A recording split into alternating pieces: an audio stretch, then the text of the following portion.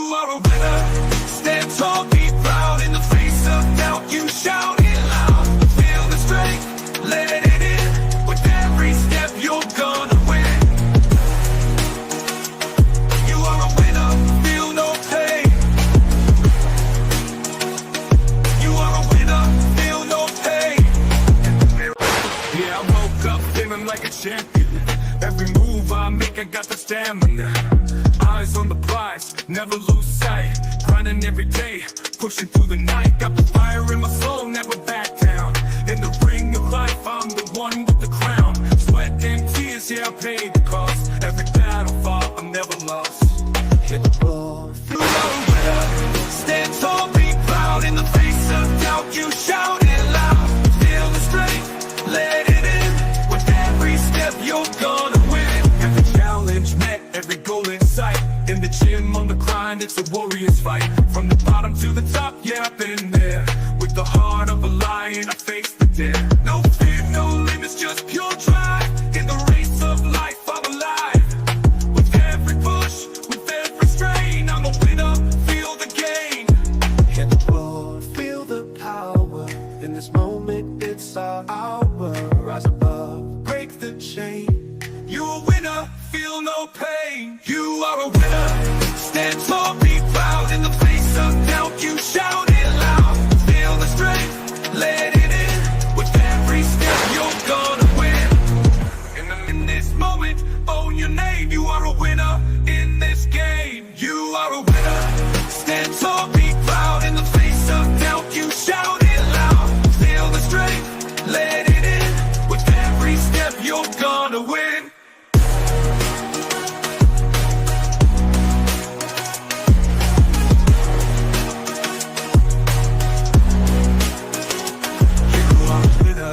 Stand tall, in the gym, on the grind, it's a warrior's fight. From the bottom to the top, yeah, I've been there.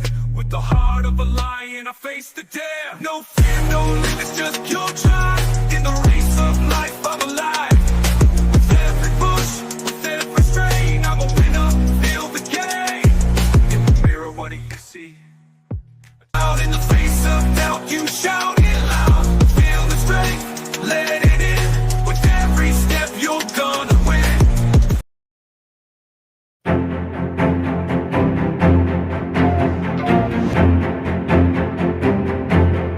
Fast lane when I pass. Hey, yes, we are back again. We are back again with a second stream of today. Looking very, very interesting. Welcome back to BCM Sports, the only place absolutely live, brought to you by BlueClouds Media, your trusted source for comprehensive sports news, everything regarding football, athletics, boxing, right on this platform. We'll give it to you. We will give it to you as it should. I'm your host, Zion. Co-host Stephen G might join us a bit later. And today we are diving deep into Chelsea's journey at FIFA Club World Cup. We will be breaking down the recent 2-0 victory over Los Angeles FC. A match that certainly had a unique atmosphere, and critically analyzing their performance. Looking ahead, we will shift our focus onto the highly anticipated match showdown against the Brazilian giant Flamengo. Yes, saw the game yesterday. They're a strong side, very solid, energetic, and strong on the ball. They know how to pass, player from the back. Luis Filippo is also doing very, very good job at Flamengo. We saw him. He came from Atletico Madrid to Chelsea back in the days when he played for Chelsea. But things did not really go on well for him. But his job as a manager right now is really going on very, very well. This is your platform to engage, join the live chat, share your insight, and let's predict how Chelsea will navigate the remainder of the prestigious tournament taking place in America right now, the World Club World Cup competition. Your contribution drives the conversation to the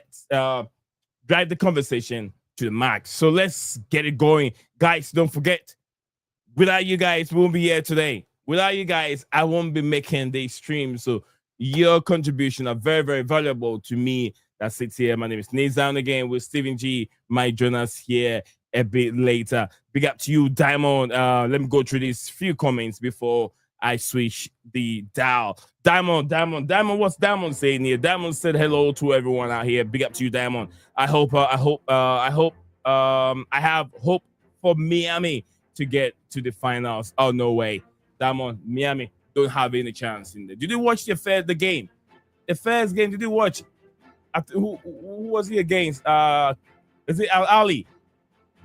If I can remember, yeah, they have no chance to the finals. Forget about Miami making it to the finals. It won't happen. What do you know? What happened to LA Galaxy? LA Galaxy, I'm not so sure they made it. I don't know. I don't think LA Galaxy made it. Yeah, I know Inter Miami made it there. But I don't know. I'm not so sure about LA Galaxy. No, I'm not so sure about that. I haven't heard much about them in the tournament either. But I'll look through whilst we're streaming live. I'll go through the list, the group, and see if LA Galaxy is in there. Don't let that fool you. Argentina lost 2-1 to Saudi, and what happened? That is the World Cup. That is the World Cup. Argentina lost 2-1 to Saudi. But at the end of the day, we knew that game was just a fluke. It wasn't the best of Argentina. But they were able to win the trophy. I understand they were able to win the trophy. So sometimes we got to be realistic. We got to be realistic here. You telling me Inter Miami can make it all the way to the finals with the likes of Chelsea in the competition, likes of PSG in the competition, Atletico Madrid, Real Madrid. Who else? Who else in there? A bunch of teams are in there. A bunch of teams are in there. Top teams. You get German teams, Bayern Munich, who's destroy these Switzerland, is it New Zealand team for 10-0. All these teams are there. You're telling me Inter Miami is going to make it to the finals? I mean, come on. They could be underdogs. I get it. It's an example. I understand what you say, but sometimes the facts are facts, and you have to be realistic. Inter Miami team is full of old and pensioned players. Old players. Suarez can't even run, dude. Busquets in the middle. He can't even play for Barcelona. Busquets in the middle. How old is Busquets? Busquets is around 36 or 37. And he's in the middle of the pitch. Come on. The legs are gone. We got to be very, very honest with ourselves. But guys, keep your comment coming. Diamond is here with me. Really appreciate everyone joining the show today. We're gonna look into Chelsea's game yesterday against LAFC. We'll look into that beautiful game and Pedro Neto picking up the man of the match. So there was a lot to talk about in that game and an upcoming fixture against Flamengo. Stay tuned. Do not go anywhere. Nizam will be right back with you guys again.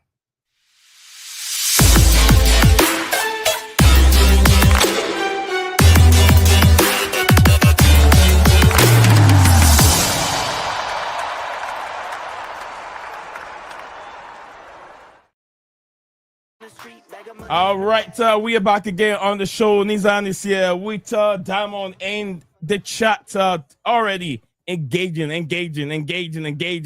Diamond, man like Diamond in there. Sydney, what about Liverpool losing to Plymouth? That's one off. It's one off.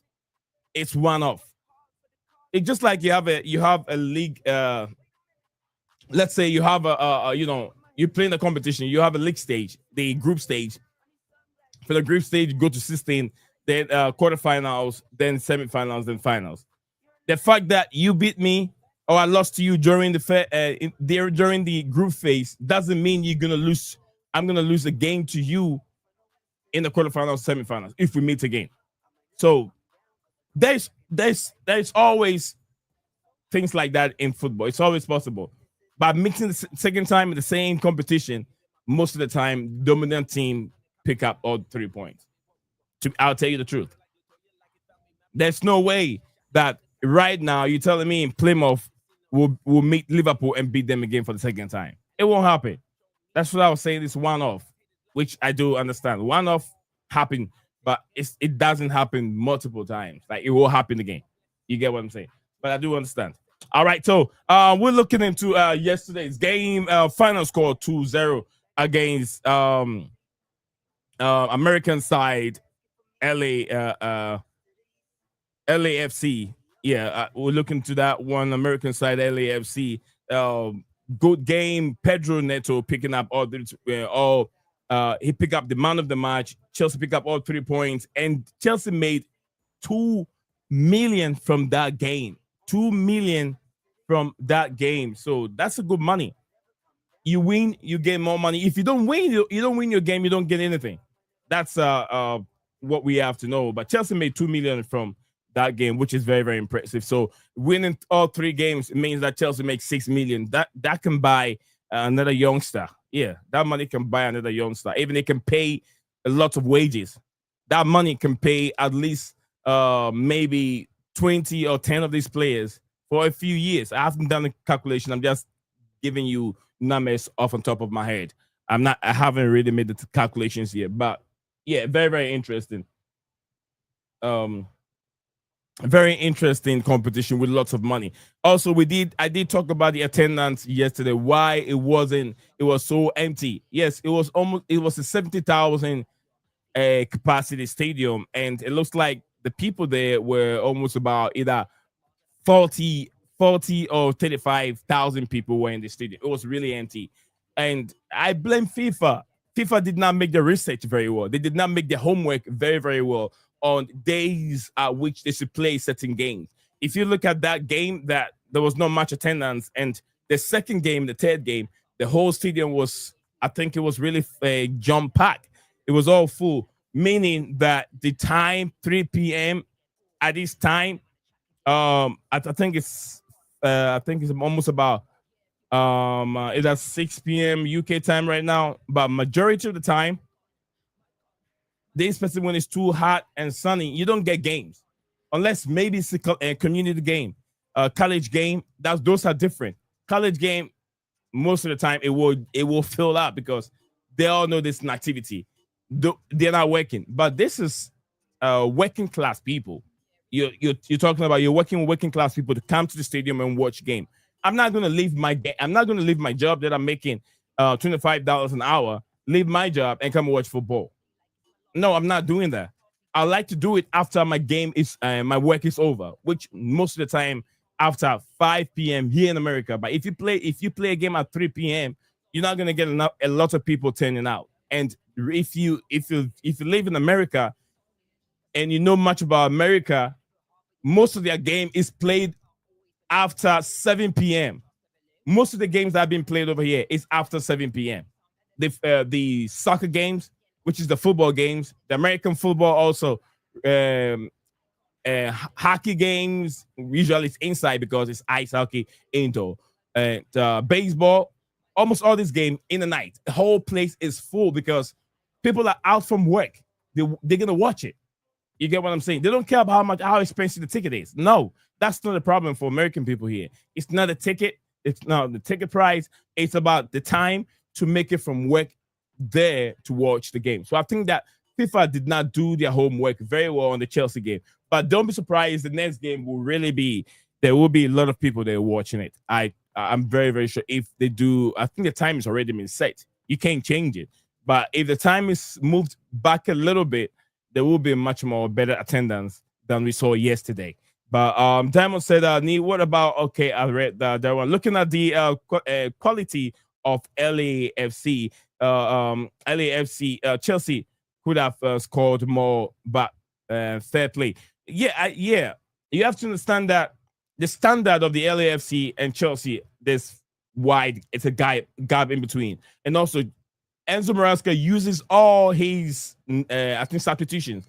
One, he wants to give game time to the newly signed players, and also he wants to give time to some of these players because the most important thing, the contract of this tournament was everyone is supposed to use their top players in this competition.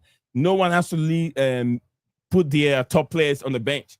So Chelsea started with all their top players. Second half, they made some few changes, and I was just happy. I wanted to see Liam Delap and how he can integrate himself into Enzo Maresca's style of play, and he was brilliant yesterday. To be honest with you, I've heard some bad comment from Tredini, which sometimes I found it very bizarre to even listen to him. I do respect him because of the way he played football. He's not a natural gifted striker on his days when he was playing, but he did the most important thing. He trained well. He worked hard. He has the power. He has the physique, and he scored goals. But if you, Trodini, come over and tell me that Mohamed Salah is not a world-class player, I found it difficult to kind of question your knowledge in football. Mo Salah is not a world-class player. What are you talking about, Trodini? And then yet again, he said Delap has also gone down in terms of his development.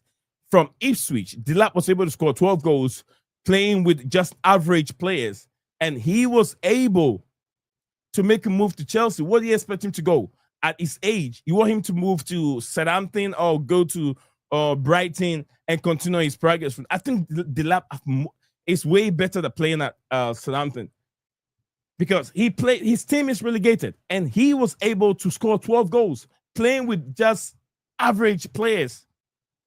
Southampton Ipswich team, they don't have world-class players. They don't have them. In the midfield, average players who he was playing with, and he was able to score 12 goals. That's impressive. And Troy Deeney, who have played the game before, saying that he's supposed to go to, the jump from Ipswich to Chelsea was going to be too much for him, and it was too high for him, and he's going to struggle. I don't think so. He's not going to be the starting striker for Chelsea every day. He's not going to be that guy all the time. It will be. There's still Nicholas Jackson there. There's still Chelsea also talking behind the scenes with strikers. There will be at least 3 strikers, and there will be much competition over there. I love this interview yesterday. I love the interview from him when he spoke to DAZN, the guy and the lady with the host at the stadium at that time, and he really said there's nothing wrong with having multiple strikers. It brings the best out of you as a striker. So him competing with Nicholas Jackson, it's a good thing for him as a player himself. Help him get more, put in the hard work and get more goals. And I promise you guys, if Delap was able to get 12 goals when he was playing with Ipswich, he will get more goals, because we have players that can create more chances for Delap to finish. He can run in. He has that physique to be a natural number 9. But Chelsea are also looking for versatile attacking strikers to come in and help Delap. I don't have any doubt that he can go on and score more than 15, 16 goals for his first season with Chelsea. I don't have a doubt, because the number of chances Chelsea created last season and the number of chances that they missed, Delap in front of goal, it's just a banger. Yeah, it's just a done deal for Delap. Trust me, it is. All right, so let's see what Diamond. Let me maybe Diamond 3 wants to join us here. Let me see if I can send a link. Anyone free over there who wants to join me over here, discuss yesterday's game. I will send the link in the comment section below. You can feel free to join me here. And then I'm gonna go to the chat section and pin it for the right one. What do you guys make of Delap appearances yesterday, first time on his debut at the ongoing Club World Cup competition? Let me know what you guys make of it. Make of his performance yesterday. Did he light the place up? Do you think that he will get more goals next season? Let me know what your thoughts are. Big up to my big brother Mas also. He says, so did Ryan and others here watch the Brazilian club and Argentina. Look, Mas, remember yesterday I said I was going to be, if you're going to do the show, I will be there. Oh, Lord, I was I had only like 3 hours sleep from the last night to the following day yesterday. And I went down, sat down on the bed, and all of a sudden I was like that. I was gone for 5 hours. I was gone for 5 hours. I missed that second game, and I missed the third game also. I think the third game, was it 4 games yesterday or 3 games? If it was 4 games, because I saw the last game, which was Flamengo, right? Flamengo, which is Felipe Luis' side, and I think Esperance de Tunis. I watched that game, but the other ones before that game, I missed all of them. I was very, very tired. Was very, very tired. I couldn't even tell when I really closed these eyes. But thank you very much, Master. Demonstrated that lots of people would try to have time off work if they were in the knockout. One thing is one thing you have to remember is America is not known for football. They're known for American football, not soccer. So in American football, yes, they will have time off work and go and watch the game. But this is a sport that the people are not used to. Majority, I'll say even 90 or 80% of the people in the stadium at that time are all people coming from abroad or people that used to be living abroad and then now live in the country, like immigrants are now in the country who support those teams. I will go to the stadium. But majority of Americans don't even watch the Premier League. You get what I'm saying? They don't watch the Premier League. They don't even know the Premier League. So if you're trying to sell something out to the people out here, you got to do it better than they did with the Chelsea game. Okay. River Plate today. Okay, it says they criticize the fans at Club World Cup. Here, River Plate today. All right. Is it on right now? I don't think it is. Let me check. What is going on right now on my phone. Mas said, I know you were tired. All good.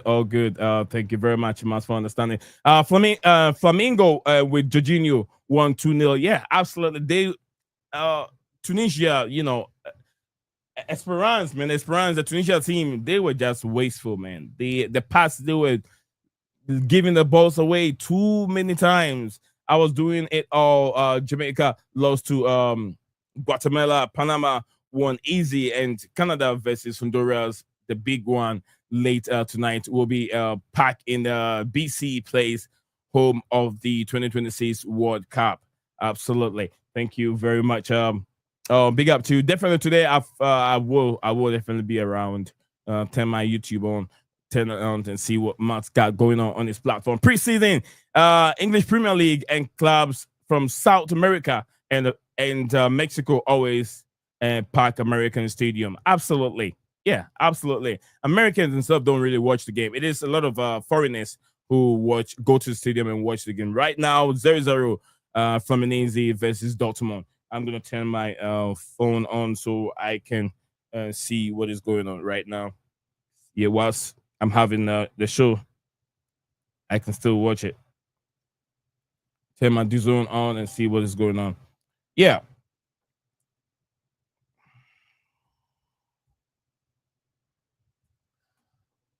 I'm trying to see. I'm gonna go to what do I have here? All right, so League. Footmob is giving me this here. Get this off my screen.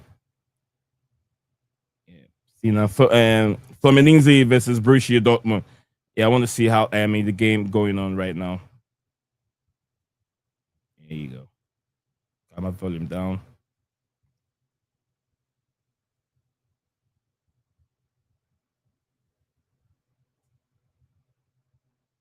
Yep, I have it on my screen here, so I can still see highlights of the game. 0-0 right now, just like Matt said. Someone has a corner. I think Borussia Dortmund have a corner right now, about to take it. Look at the stadium; it's packed. All this the yellow color is everywhere. It's jump packed, man. It's jump packed. Montreal La Liga MX, that is Mexican league, right? And big club versus Inter Milan tonight could be a good 1-2. Yeah. Montreal, a very good side. Mexican league, yeah, very, very good side. And they will give Inter Milan the run for their money. Absolutely. I will miss that. One. I really intended to watch pretty much all the games, but because of two streams each and every day, where we have the transfer in the morning, I tried to get the transfer out in the morning, and then the Club World Cup competition informations, like updates or news that is going on, just at the normal time that I stream. So 2 streams every day. It's not that easy, but yeah, it's dedication. I'll get it done. All right. Okay. He told you the Fluminense. Who did? Who did? Who told? Who told me? Mas, who told me? It says the new Fluminense fans park now. Jersey. Yeah. Jersey. Big. I think. Okay. Live stadium. That's where the finals is. Oh, is this where they play in the finals? I thought the finals would be played in New York. I'm not so sure the exact stadium they're playing at this moment, but yeah, I thought the finals will be played in New York. If it's the place, then it won't be. They need one of the best stadiums to play the finals.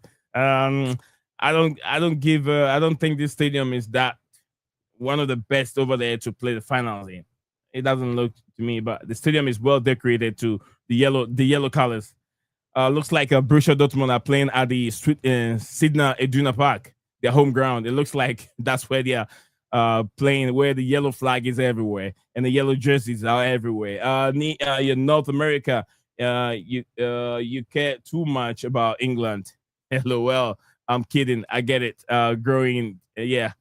You get it. That's true. If I have something in mind, which I will be working on it later, because even though I focus so much about the England and then the UK fans, if where in my region, if I have American fans watching my stream more than the UK fans, because you get more money from the American audience than you will do with the UK audience.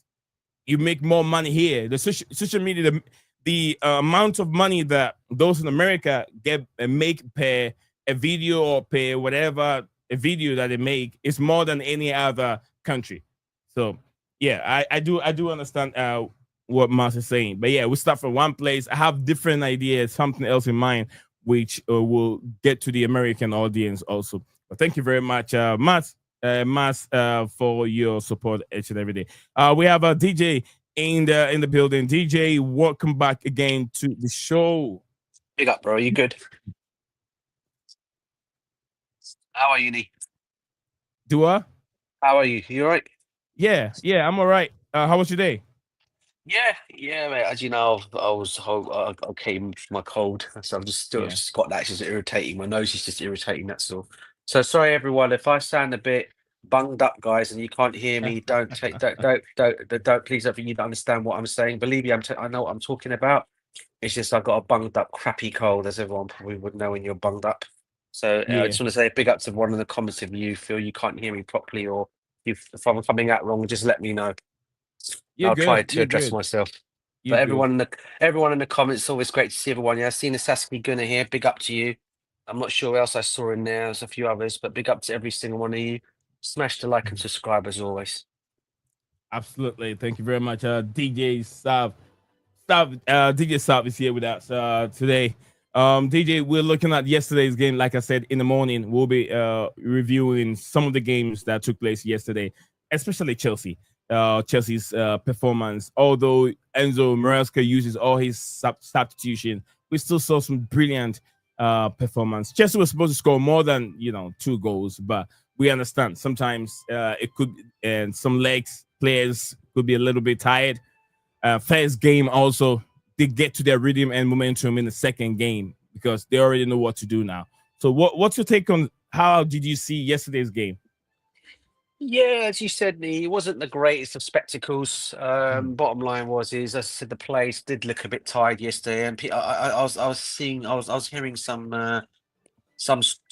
other people saying on different platforms that Chelsea didn't feel like they wanted to really be there and all that. I think that was nonsense. It is. I just think because I think what happened was, I don't know if you heard a couple of days before the tournament kicked off, someone from the Chelsea camp players came out and said that, we are tired, but we're going to do everything in our power to still do well in this competition, even though we're not going to be at 100% or something had come out.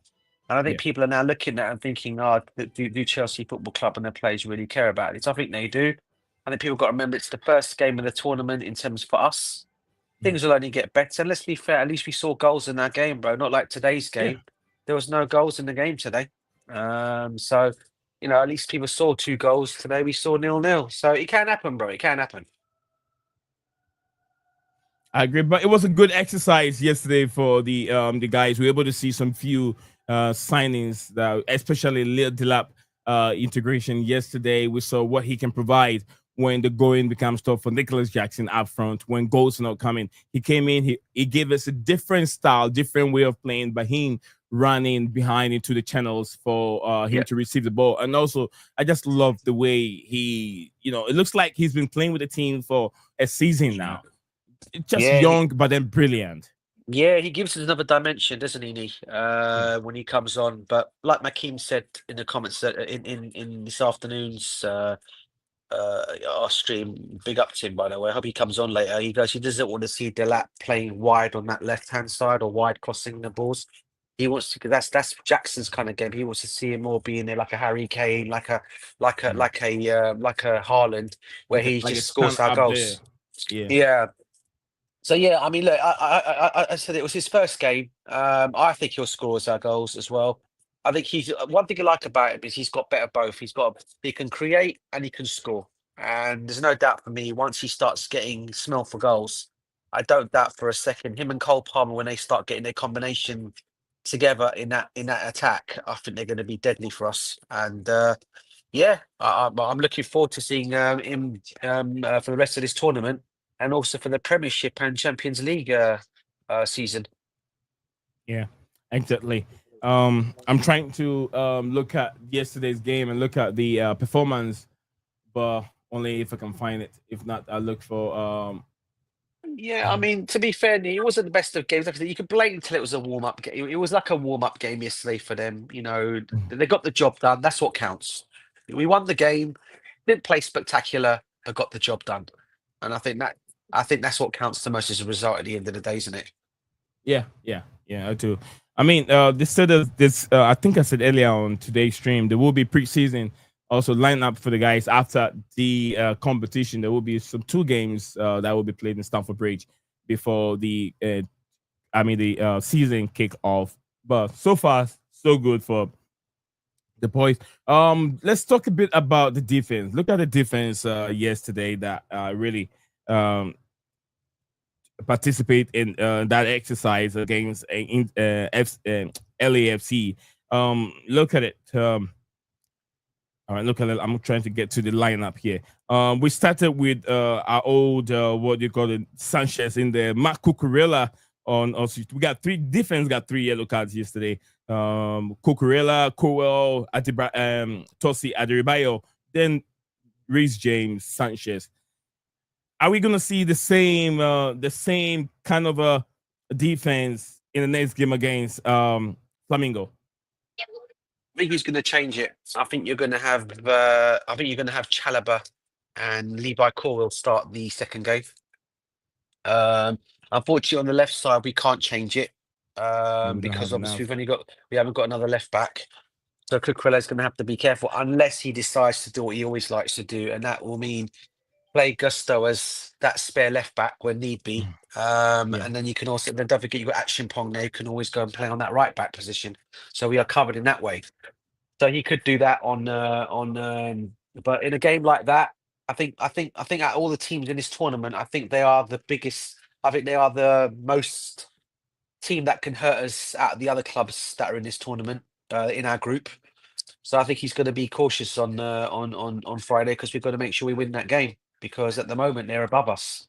And I think he'll. But like I said, that I think he'll go with Levi Corwell and Chalobah as the 2 true. centre backs. Yeah. Do you think we might end up having the guy that we always talk about every day, our pair, Who's that, bro? Sorry, who's that? our goalkeeper? You think we're Oh, gonna my. have him still in the goalpost I have a next feeling, season? yeah. I don't think that's going to change. I don't think, mate. I think he won't play. He won't risk Enders or Jorgensen for the game on Monday or on Friday. I think you'll see one of those 2 come on. I think those 2 are going to have the third game, and I Yeah. think you're going to see both of them having each half. One will have one half. One will have the other half. Mhm.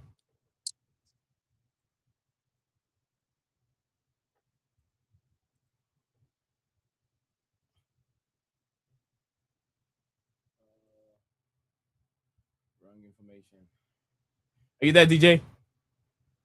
Yeah, bro. I said Oh, in the third game, yeah. we played the third game. Yeah. I think you find he'll give them a half each. So you're going to see Pendas play either first half or Jorgensen play first half, and then you're going to see either one of them play the second half. So it'll be half for the third game, which is probably our easiest game out of all the other clubs you've got in our group. Correct if I'm wrong in saying that. Am I right in saying that? Yeah. Yeah. I mean, there will be changes of the big up to Makeem. Makeem is here. DJ, you just mentioned his name, and he's right there. All right. I'm trying to get yesterday's game on Big up, Makeem. Big up, bro. Big up. Yeah. Is that yesterday? Yeah, this should be yesterday. What did I see? Chelsea. Yesterday.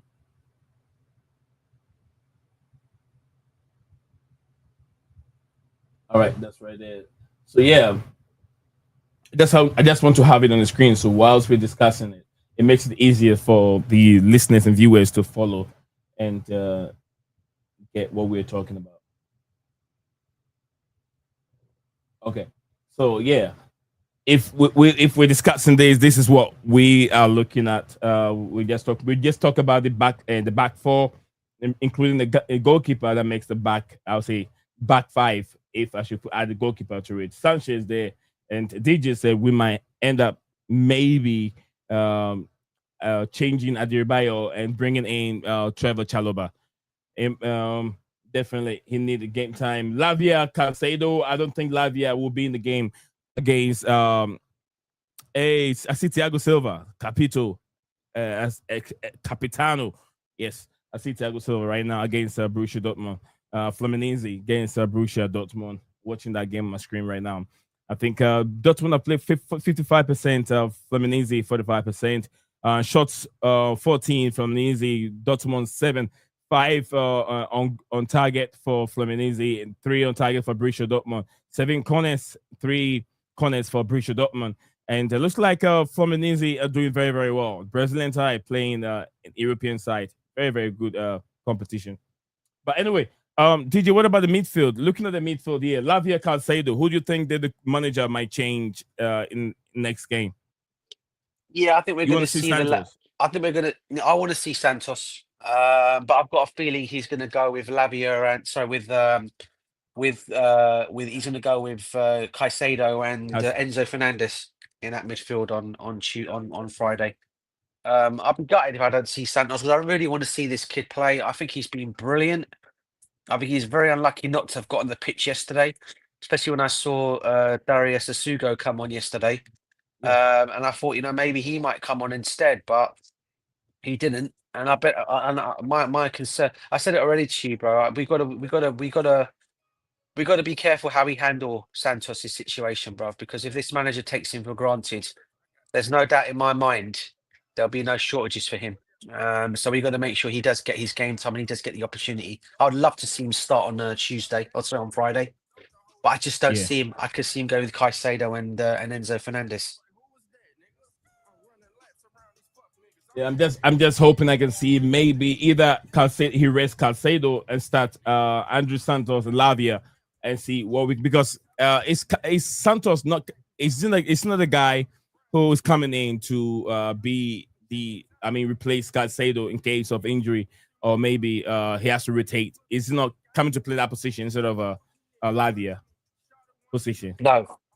He's coming for the basically he's come for the Enzo Fernandez. I think you might as well call it the Enzo Fernandez and Lavia position. So yeah, he's his replacement because Asugo is to replace Caicedo when an injury is to happen. Asugo, Caicedo, then Asugo, we have Santos, and Santos, Enzo, and Lavia as our three. So, which means that he is more likely to move up forward, arrive in the 18, and get some goals. Well, again, we were talking about it today. What Enzo has to do.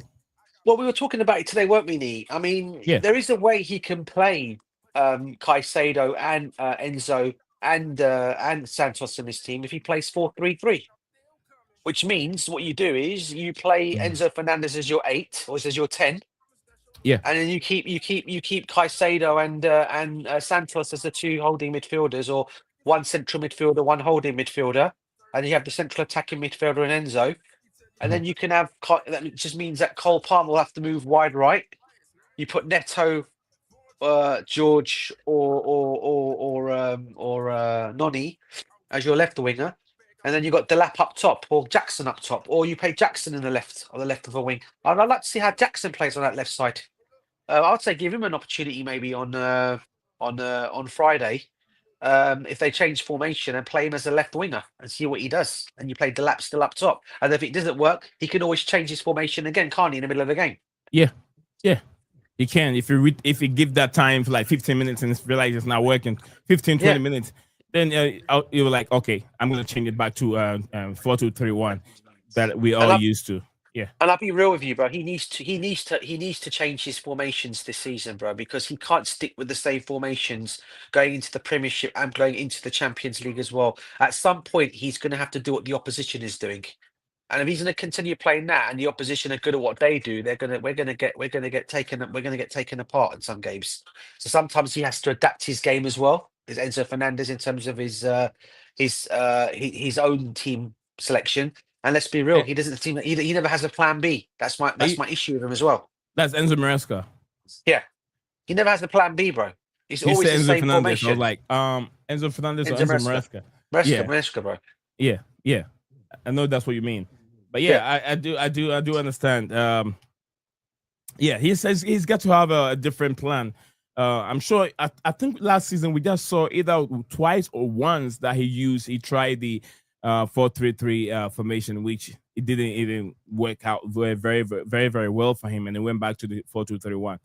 We saw just him trying to adapt to different style or different formation once. That's what I think we saw for once in the Premier League. But I do. Else, when you get found out, then that's the end of Enzo Maresca. Everybody's going to use that because they realize he has one way of playing. But sometimes I also say this, DJ, you can be the best tactician in the world, the best coach in the world, but if you don't have the right personnel on the pitch to execute those styles, the formation and the tactics, there's nothing you can achieve with those people if you don't have the right personnel on the pitch. You remember Pep Guardiola, how long it took him. We all know he was still a good manager. He was still the top manager when he came from Bayern Munich to Manchester City. He had the players, but couldn't turn them. He couldn't turn those players into world beaters. You get what I'm saying? It took him a few seasons, like four seasons, right? Before, or either three or 4 seasons before he could get the right players that can understand and play his style of football. Yeah, he did, bro. But he also learned to change formations against the opposition as well, bro. He didn't just stick with his formation all the time, and he got quite successful at it as well. That's why he's such a world-class manager. And and I think his achievements is for everyone to see what he's achieved in the game. As a Pep Guardiola, right? Whereas our manager is a young manager, but he needs to learn. He also needs to. For me, he needs to sometimes change up things. And it's not like it's not like the players don't know how to play 4-3-3. If before he took over before he came in, we were more or less playing that kind of formation under Thomas Tuchel. Yeah. So it's not like the players don't know how to adapt to that. And I'm sure one time in their careers, every single one of those Chelsea players have played a 4-3-3 formation. It's not like it's new to them either. So DJ, I don't think that if you say he took over from Mauricio Pochettino. Remember?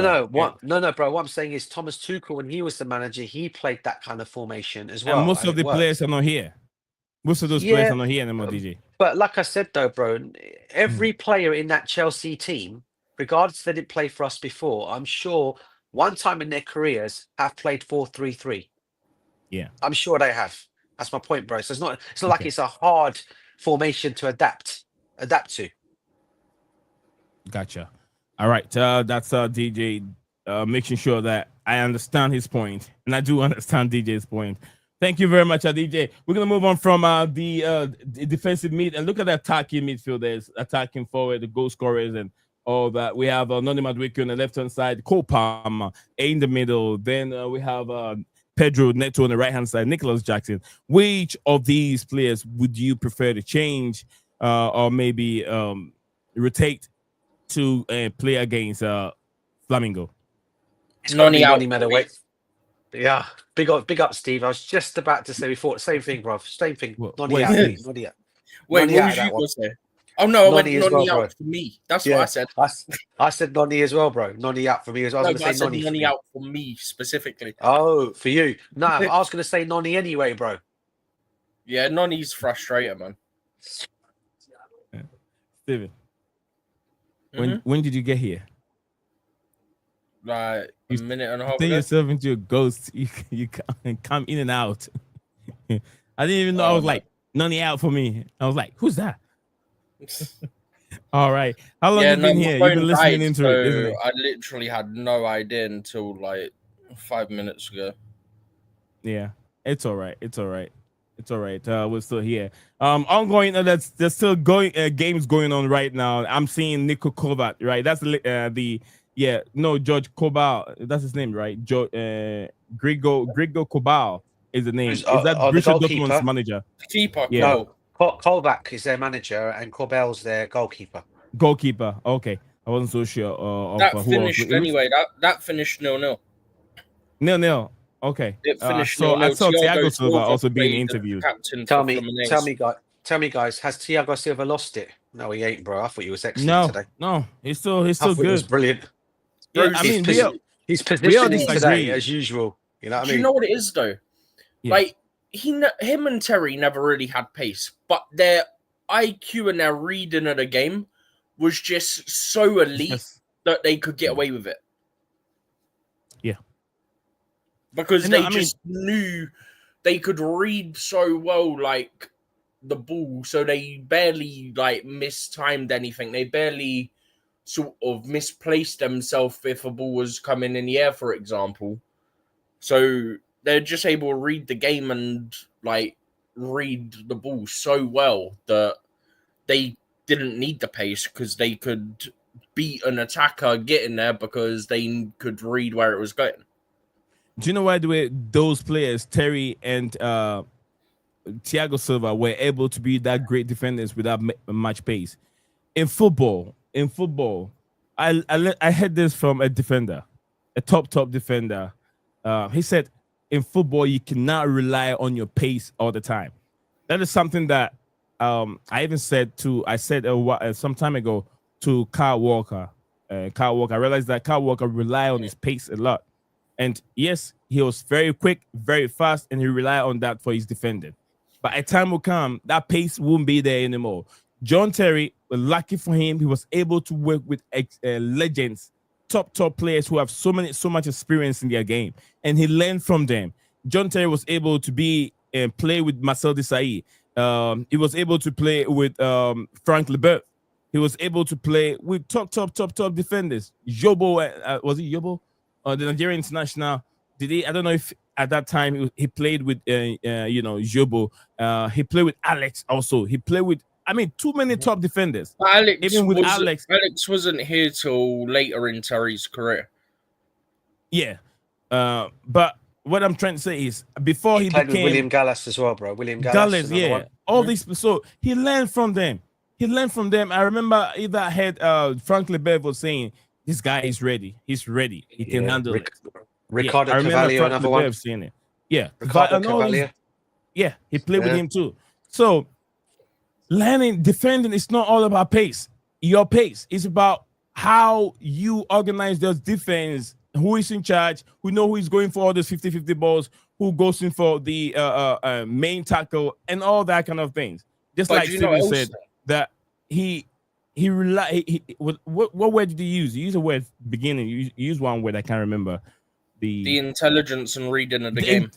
Yeah, reading of the game. Yeah, the intelligence and reading of the game that you need to learn as a defender. But it's not just strength. The strength is very important, but where to be at the right time. The same thing Thiago Silva did. He played with a lot of top defenders in the Brazilian national team. I know he went to Russia. I think Russia, right? He went to Russia. It didn't even work for him. He didn't even play nothing. Thiago Silva. He went to That Russia was to early in play. his career, yeah. But Yeah. also, just quickly, one other thing is, even if you're blessed with patience, you need to be able to read the game well. Yeah. Yeah. The fact that Thiago Silva and John Terry weren't blessed with the pace meant that they was already used to, by the time they were later in their career, having to work more on the mental side of it to read the game. But what my point is that one of the first things to go is going to be the pace. I mean, And that Steven, can even go quicker if you have a serious injury. So you need to have that level of reading of the game so that you can make up for it the older you get and be able to play longer. That's why what I'll say Thiago is, Silva, who's 40, can still play. Steven, what I'll tell you now is, as a defender, pace is not needed. No, I'm not saying Pace it is. My whole point is, it's not even needed. I'm not saying it is. Look My at, whole point is that in general, in general, you need to have the ability to read the game no matter your position. Yeah. right. Exactly. Because even as a striker, you need to, because you need to be able to scan, know where the defense is so that you can time your runs. Yeah. Know, like, okay, like, my defender that's on me here might, like, whether they're the deepest defender or not. If they're not, okay, I know I've got a little bit more room to, like, be able to run a bit beyond my defender and still be onside for a pass. Do you get what I mean? Yeah. And then knowing, okay, like, if the ball's here, what's the likelihood the keeper's going to rush out to me? Do I need to prepare a chip? Do I hit it with pace? Like, you need to be aware of these things. And funny enough, that's something Jackson struggles with. Oh my day. Sorry to interrupt for a second. So I've just looked at the England under-19 score, yeah? They was 2-0 down, brought it back to 2-1, went 5-1 down in the 48th minute, yeah? They're now in the 62nd minute, and they've just banged in 3 goals in 10 minutes to equalise 5-5 against Germany under-19s. Wow. I heard there was going to be a difficult game for the England under-19, but looks like it is. It is still going to be difficult equalizing. But how did they do it within that few minutes? Getting all 3 goals within that few minutes. You know, what's his name? Lee Casley, right? That's a manager's name, Lee Casley. Is he the under-19s or is he under 21? Under 21, I think. Yeah, so there's something going on with the under-21s at the moment as well, I think. I thought it was the under-21s that is playing the tournament right now. I didn't know. I think both are. You've got the under-21 and the under-19 Euros. Funnily enough, the under-21s play Germany in the Euros in their group tomorrow as well.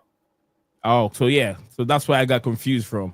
But anyway, Sasky said, Gunnaman said that Tony Adams, so Ronald Koeman, if you guys remember Ronald Koeman, ex-Southampton of course, manager, and also Barcelona manager, was not a speedster either at all. And they read the game perfectly. Frank de Boer also, Frank de Boer as well, and also Rio Ferdinand. Ferdinand did not have pace. Nor did Tony Adams' partner Martin Keown. Martin Keown was another one. He had no pace. In a nutshell, if you sit down very well, you realize that pace is not needed as a defender. If you have a little bit, you're blessed with it. Then the rest is all about how you read the game, how you run behind defenders when they're receiving the ball, what you do. Because if you go full blown, like running behind Eden Hazard, you know he's going to turn you over. Eden Hazard, you know, you don't have to be that close, because once he turn you over, he turn around and skip past you. We call it see you later. Bye-bye. He's gone. Hazard is gone. So, all right. Massive. Wow. 5-5 under 19 right now. So Rio Ferdinand was pretty fast, athletic. You sure, Mars? I thought Ferdinand was not that fast.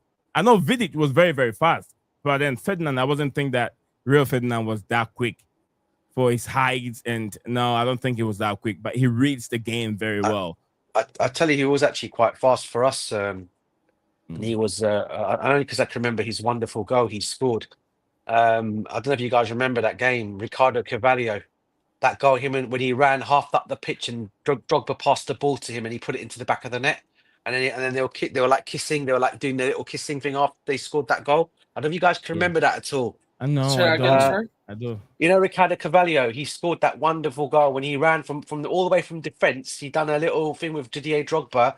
And I can't remember who they were playing against. And he ran all the way. Drogba set him up and then he put the ball into the back of the net, coming running from defence. Ricardo Carvalho. I think I don't know if Stephen remembers that goal. What a goal that was, mate. I think I remember. I don't remember at all. I'm What trying year to was picture it, but Oh God, mate. 2000 and might have been 2017. 17. Was it under? No. It was under Jose. It was first time. Was it under Jose or Oh. was it under? It'll be very Was it hard to tell. under? I can't remember, bro. All I remember is we had won the Premiership that season again. I think it was under Jose. I think, and he scored that goal. And he ran. So if it was with again, Drogba. it would have been 0506, no? Might have been that, or after that. I can't remember. Yeah, one of those, mate. I should. Let me see if I can get a video of it again, and I'll try and see if I can send it to you guys on DM. Okay. Mhm.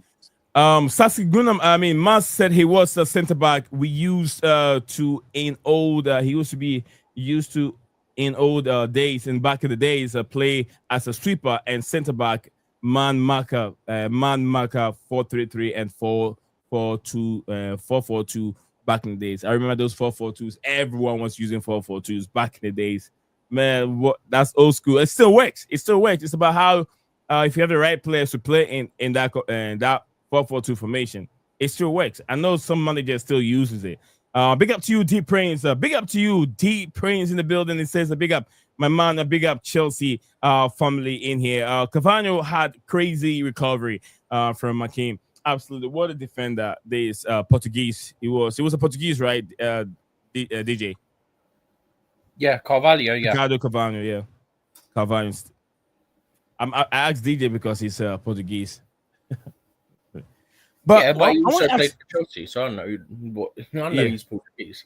Yeah, Stephen, let me ask you a question. Yesterday, I listened to the interview from Liam Delap, and he doesn't sound like a typical British. You know, when a British person speaks English, definitely there's no way you're going to hear a British person speaking English without using the word obviously. Or not obviously, no, what do you call it? What's this word? Like, no, it's not obviously. Huh? Like? No, not like. The other word. Anytime you hear British person speaking, 1,000 words, like 1,000 words. There's one word that is very, very common. There's no way you can have someone on the radio who's a British person talking without using that word. But yeah, he doesn't really sound like a typical British. I was like, did he really grow up? Did he really grow up in the country, or he was a bit mature before he came back? Although he speaks English, he doesn't have that typical English accent. To what, Stephen? He grew up in England. He grew up in England. I don't know, but he sounded a little bit different. He sounded a bit different. He was speaking fluent English and everything, but he don't have those words that I always hear all the time on the radio. Well, I hope he's not randomly speaking Spanish. No, not gibberish either. No, he's not turning into what's his name again? Trent. He's not turning into Trent within 3 months. Right, guys. So, a quick one for you guys. Check out that game. I've sent it to you. I found the link on YouTube, and I just sent it to you. I've posted it on my X, but I've then posted it to you guys as well. Okay. But go and have a look at that third goal. It was actually when we won the Premiership. It was 3-0. We won. Gallas, Joe Cole, and I think Carvalho got the third goal. But go and have a look at that third goal. I know the game. I know the game. That's 2006. That's 2006. Yes, I'm trying to say 2006. Under Jose. That's what I said. Under Jose. I was correct with the year. Yeah. Once I saw the thumbnail of it, I knew which game it was. That goal, mate, bruv. What a run that was. So Joe Cole was right there. Joe Cole was also in there at that time. Yeah, he was. But it's a third goal, Across bro. from Lampard. I'm seeing that across from Lampard. It came in. Yes, and it's the need. Go to 1 minute 30. 1 minute 30. Okay. Yeah, I remember it. Now that I saw like the thumbnail, I knew which one it was. All right, I'm just skipping it for it. Okay, let me go back a little bit. I got 1 minute 27. I'm gonna watch from there. All right, so Chelsea, Man United, Joko pass to who? Ricardo Carvalho. What a blast! So 1 minute 30 is it's a bit ahead. Let me go back. Oh, that goal! That's the same game that registered that wonderful goal from Joko. Remember when he dribbled? That's literally what I just said. The Joe Cole goal as well.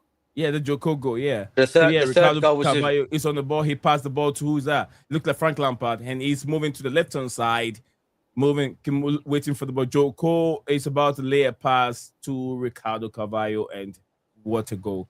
What a goal. He started it. He initiated the Did you see the run, though? and then he finished it. Yeah. Did you see the run? And him and Drogba afterwards.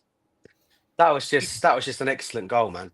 You know what would have been always makes me laugh about this game, is Gallas just sneaking in and steal it off the defender's head from yeah. Surprise. Yeah, it was. It was. Mas said, what is old always become new again. Absolutely. All these dressings, all these Balenciaga dressings and all that stuff, they were in the past. All the Afro came in, it came back again. All those big jeans and big shoes were all there in the 80s. I remember my mom used to wear those heels and Afro. Her hair used to be that puffy all the time. And then those, what they call the leggings, the yoga pants and all, everything is back again. It's just they polishing the old fashion, trying to make it look new, but they've been around for a long time. What was I was going to say something. DJ, I was saying that you know what, it would have been much better, or I wouldn't say much of a better goal than Ricardo Carvalho goal if the person had scored. You remember that Kezuma Champions League, was it Champions League game or something like that? Either Champions League game we played at Stamford Bridge where he dribbled and he got in front of the 18 and blasted. Did not aim. He did not over aim. the bar, right? Over the bar. Oh, I remember that. Yeah. What a nice run! What a nice run that was. What a run! I mean, he took onto the bar and I thought, come on, this will be a finish. And he just goes and wallops it hard over the bar. I'm thinking, oh my, typical. You think then that's a typical centre back effort coming from a centre back? You know, he thought he was ready. You know what was so nice about it, that he even did step overs against defending the midfielders. He did step overs, and he damaged the player. He went the other way and he went the other way, and take the time, just hit the target. It would have been goal. It would have been goal. I'll tell you what, guys, if you want to talk about goals and for me, best ever hat tricks, right? For me, it's got to be the Jimmy Floyd Hasselbank hat trick against Tottenham. He scored left foot, right foot header. Summed up for the whole thing and what goals there were. Mate. I think Morata did the same thing. Either Morata or Diego Costa did. No, it was Christian Pulisic during the lockdown. He did hat trick, which he did a header, left foot and right foot, which was a complete hat trick, if you can remember, during lockdown. But do you remember the strikes from distance where they were from Jimmy Floyd Hasselbank for the first and second goal? I mean, for the last two goals. Oh, sorry. I do. For the first goal and the last goal, I think it was. The middle one was the header. But it was left foot, one from the left side, one from the right hand side, and he just whipped them both into that bottom corner. You guys remember it? They were superb goals, man. Just having some few flashbacks on it. Yeah, go ahead, Steven. So in 2023, someone put, if you multiply, I think it's a Man United fan, yeah. In 2023, they put, if you multiply Mount's jersey number by 2, you'll get Chelsea, yeah. So an hour ago, a Chelsea fan replied to it, goes, if you multiply Mount's jersey by 2 and add 1 to it, then you get Man United. Help me out with this calculation here. What do you mean if you calculate his jersey? Well, Mount for Man United's number 7. Oh, yeah. Then Plus add 1 to it, 15. making it 17. They're 15. Huh? 15? He's number 7. Number 7. So multiply that by 2, you get 14. 14. Plus 1, 15. You get 15. Okay. I get it. 15 position. What is this great for Man United? Yeah, Mas. Yeah, that's what I mean. I know you're talking about football, but I meant to say that, yeah, exactly. Everything that is old, they try to polish it to make it look new. But yeah, I know some other managers who still believe in the 4-4-2. They call them old school, but I don't think it's old school. It's formation is formation. Brexit. Right. I grew up watching 4-4-2, man. Yeah, me too. Oh my days. Brexit. I remember. I think that was in the early 80s, man. I remember the two strikers up top, Kerry Dixon and David Speedy for us. Oh my days, 4-4-2. That was the formation though, because by that time you were only allowed to use what, 2 substitutes back in those days. Yeah, 2. And that was it. And I remember one game we played and we got absolutely trounced by Liverpool. And Kenny Dalglish was like player manager and they trounced us, but we lost Kerry Dixon and we lost Joe, might have been Joe. Was it Joe McLaughlin? One of the two, or Colin Pett? I can't remember. It was either Joe McLaughlin. You guys won't remember these guys' names. Kerry Dixon, Joe McLaughlin, or Colin Pett. We lost them in injury, both on injuries, and we had to make our 2 substitutes early. And we were done in that game, man. Proper done in that game. They thrashed us, Liverpool, in that game. This is going back though, bro. Going back to the 80s. So yeah, it's just only because you guys were talking about 4-4-2 days. That was all. Yeah.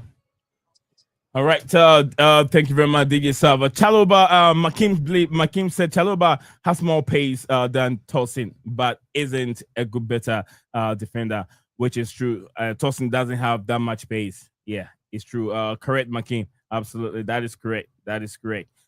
Canada always plays 4-4-2. We ain't we want was it is scary. We won't scare the cat of anyone. Yeah. It's Pep Guardiola who's destroying English football. This referee looks like David Coote. FIFA. And this referee looks like David Coote. Is it him? Jesus Christ. What are you on about? Yeah, the game I'm watching on the screen, I think he has to do. There isn't a game on at the moment. No, highlights of today, some games, and the referee looks like David Coote in there. England learned how to play exciting like Canada. England, look, I've said this about England. If English keep their traditional way of playing football and just better it, they're trying to copy other people start playing out from the back, crap, sideways, like Pep Guardiola down that boring football. That's what England are trying to do. Now they've lost their way. Everyone is scared to play football right now. The English national team. Now, I keep saying it. I enjoy it. I love English football because of how they play. Very direct, very strong. They don't spend so much time on the ball. That's individual brilliance from setting midfield players. Do the job. Get the job done. Better what you have already played. Just like Ghana. Ghana national team, they know they play in the middle. The Ghana national team rely on midfield. So everyone that comes in is going to have top midfielders. And they play tiki-taka football like Brazilian. But they don't do what Pep Guardiola is doing now. Play out from the back all the time. They did the same thing here in America in the friendly. And they end up a friendly against America. We considered 4 goals within 45 minutes, trying to play out from the back when you don't have those players. Are you really blaming Pep Guardiola? Are you really blaming Pep Guardiola? No, I don't like his football. He's the most annoying, boring football. I've never liked it. Oh, mate.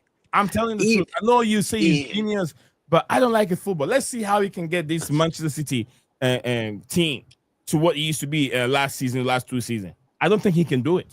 I've said it. He can buy all the players in this world. He was still not going to match up what he used to have last 2 seasons. He will not. Let's see if he can fix it. He's never fixed it before when it's broken. Let's see if he never done a rebuild. What was that, Steven? I said he's never done a rebuild. Yeah, he's never done it. Let me see him do it. That's what he's trying to do now. He brought in a few players this last season. The guy from Mamouche from Bundesliga last season. Now he brought in Cherky, which I know he's not going to be that guy to play in that team. He doesn't have those legs. He brought in some more players. So let's see. Maybe he's going to change the goalkeeper too, or he keeps him. Edison. Let's see how things go for him.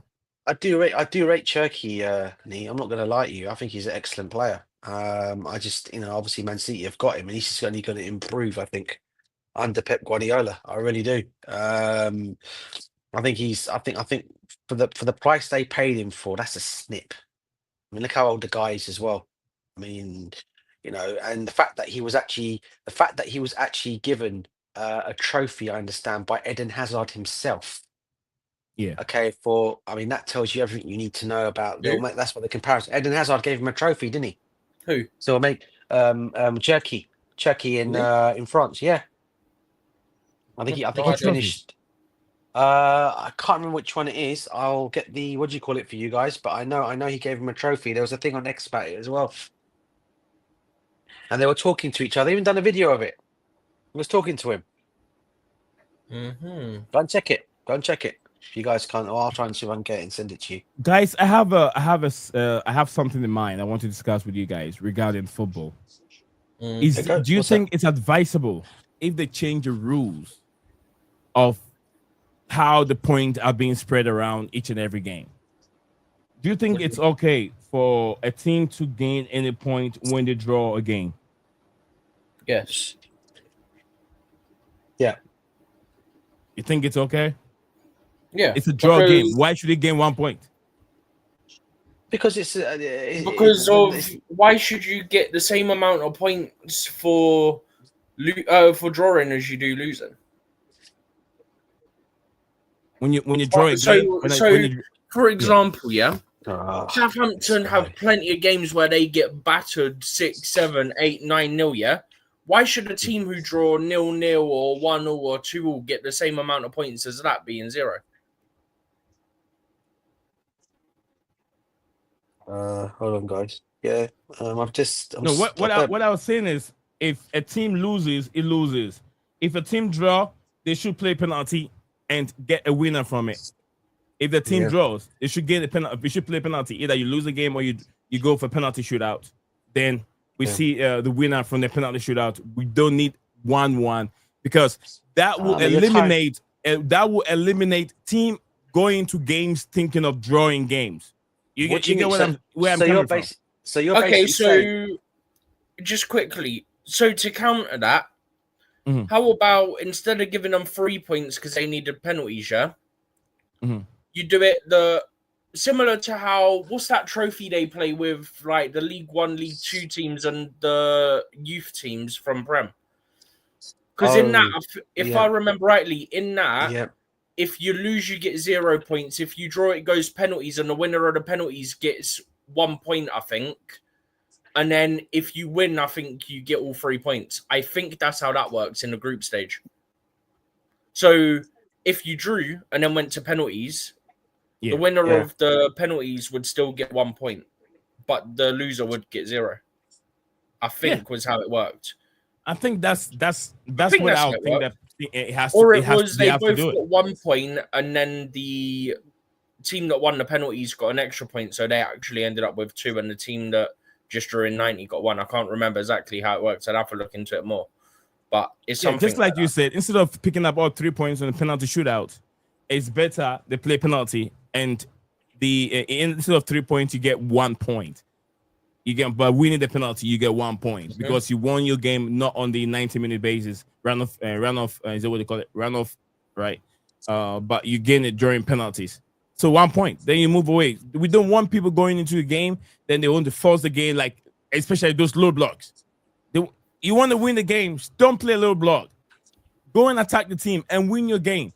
Else you're gonna end up wasting so much time and play penalties. You don't even know if you're gonna win a penalty. If you win it, then you get 1 point. I think that's fair. Instead of if that happened, we wouldn't have teams like Thomas Frank. That's how he plays.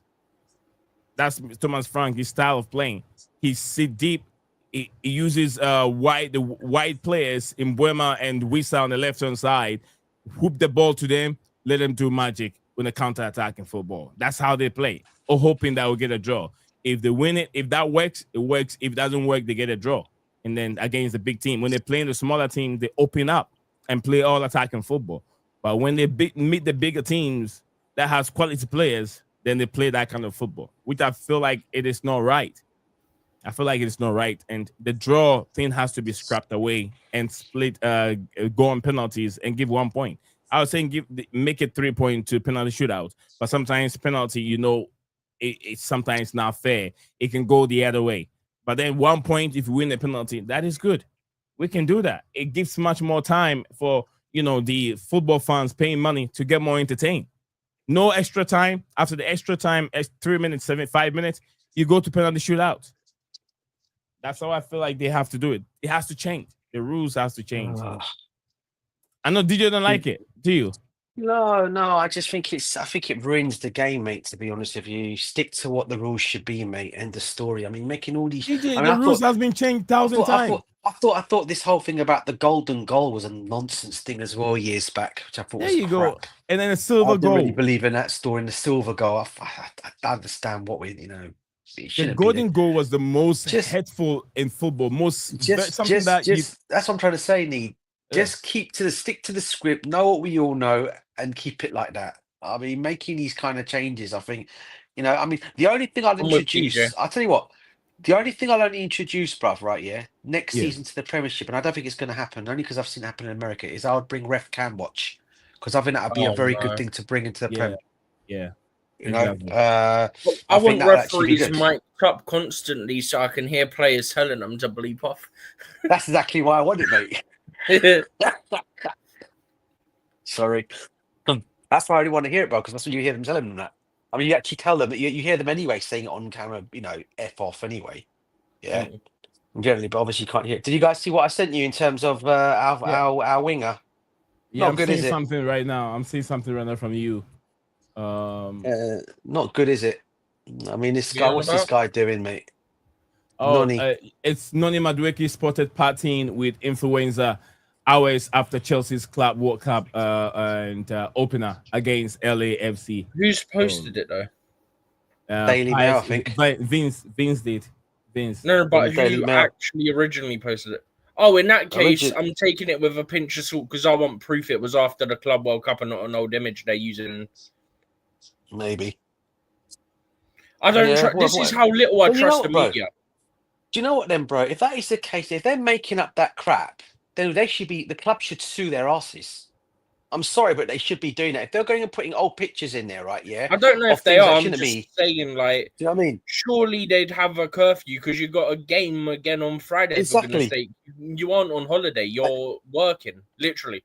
Do you know the one thing I used to love about this is what I miss about our old regime, even under Ken Bates. When the press were out of order, they'd sue them. Roman used to do it, Ken Bates used to do it. And they stopped doing things after a while. Do you know what I mean?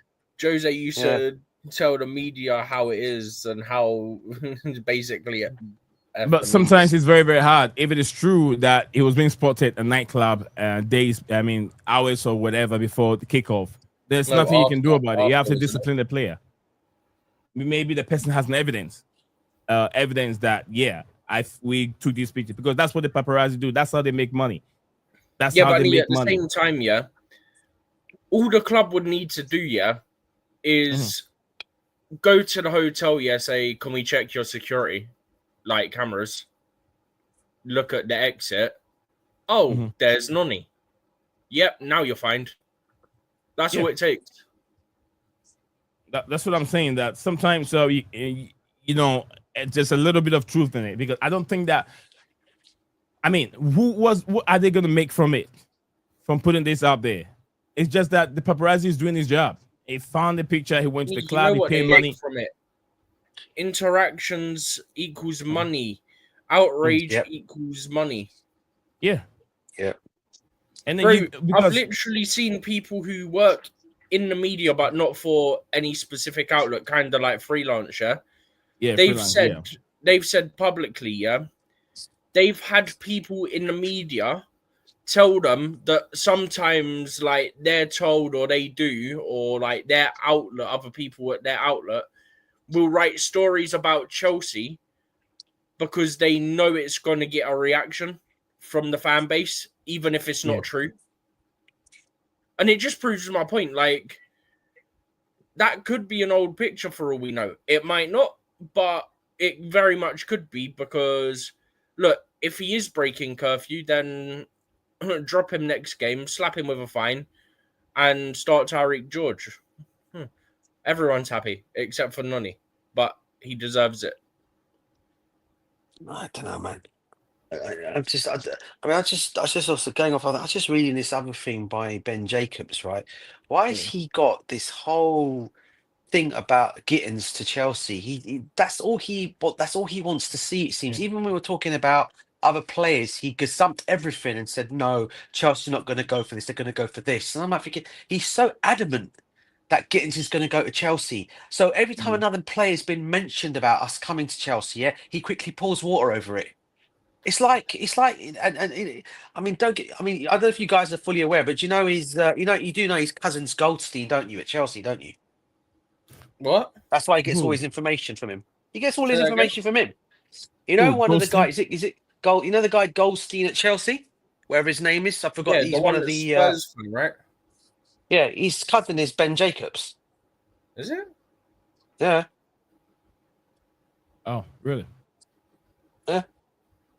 I think. You know what I think? Ben Jacob, he's trying to make himself think. look so I read bigger it. than Fabrizio Romano. You know, I I read it talked on to this something guy. or somewhere. Yeah. I talked to this You guy. know what? Neil? I This sat is- down. Go ahead. I sat down and talked to Ben Jacob. You know what he said? I didn't even finish my statement. He said, this one's involved money, right? I said, yeah, I know. No what?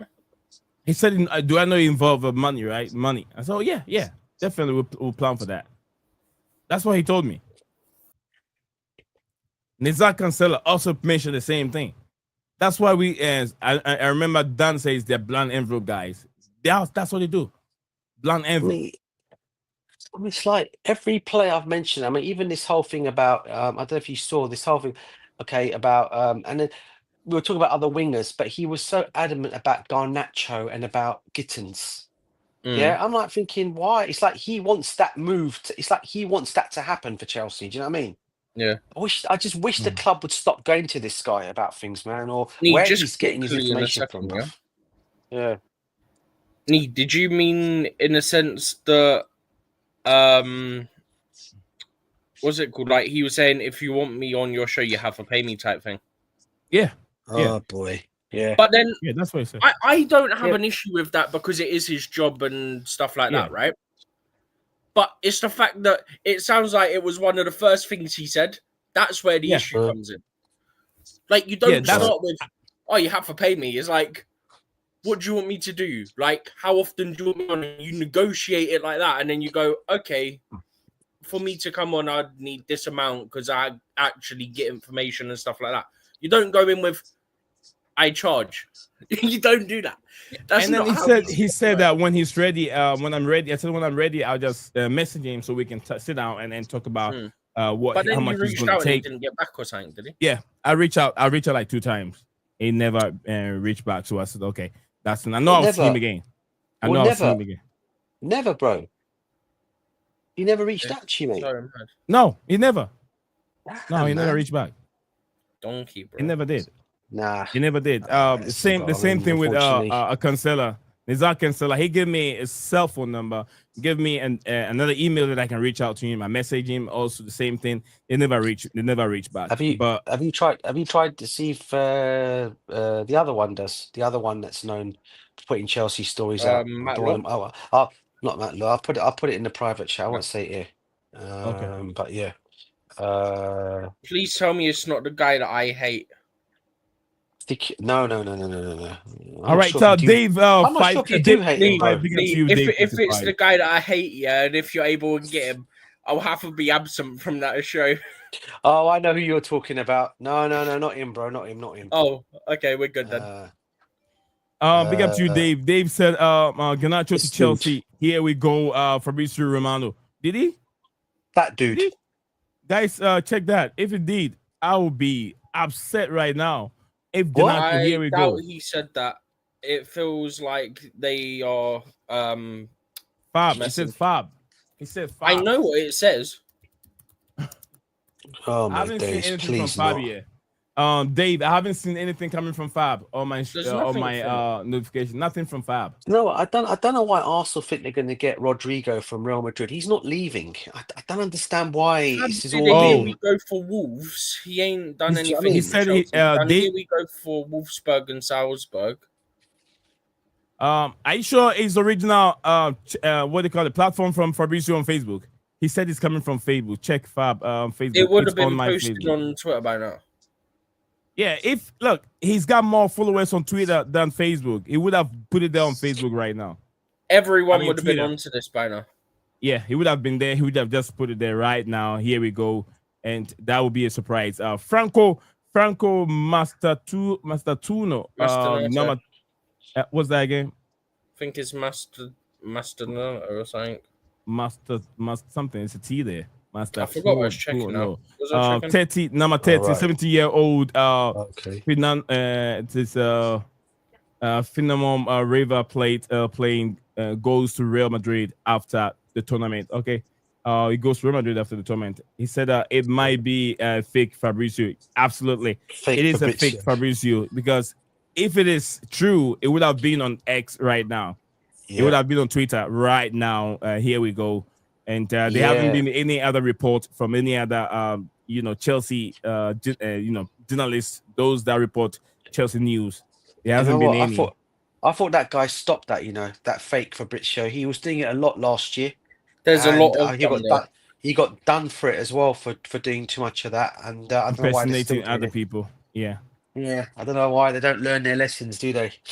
One thing is, Fabrizio's also apparently come out. I don't know how true this is, but he's saying Victor Gukres has not rejected Manchester United, by the way. So there's still hope for that deal for United to get him, for United fans. Oh, it's a troll, mate. I think. It's a what? Okay. Listen very carefully to what I'm about to say to you, Nee. Okay. Do not read the message above this one. Okay? Okay. Let me guess why. Have you seen it? Let me have a look why. I'm going to go on it now and let me see. Yeah, where are you? I'm going to get you on my. Where is it? If you send it to me on I'm going to get you on. Are you talking about on this platform now, Stephen? Right? Yeah. Yeah, I'm just trying to find out. Is it the one you sent on Discord, Stephen? No, I'm sending it now. Oh, okay. And I'm telling you, do not read it. Okay, I hear you. I won't read it. I won't.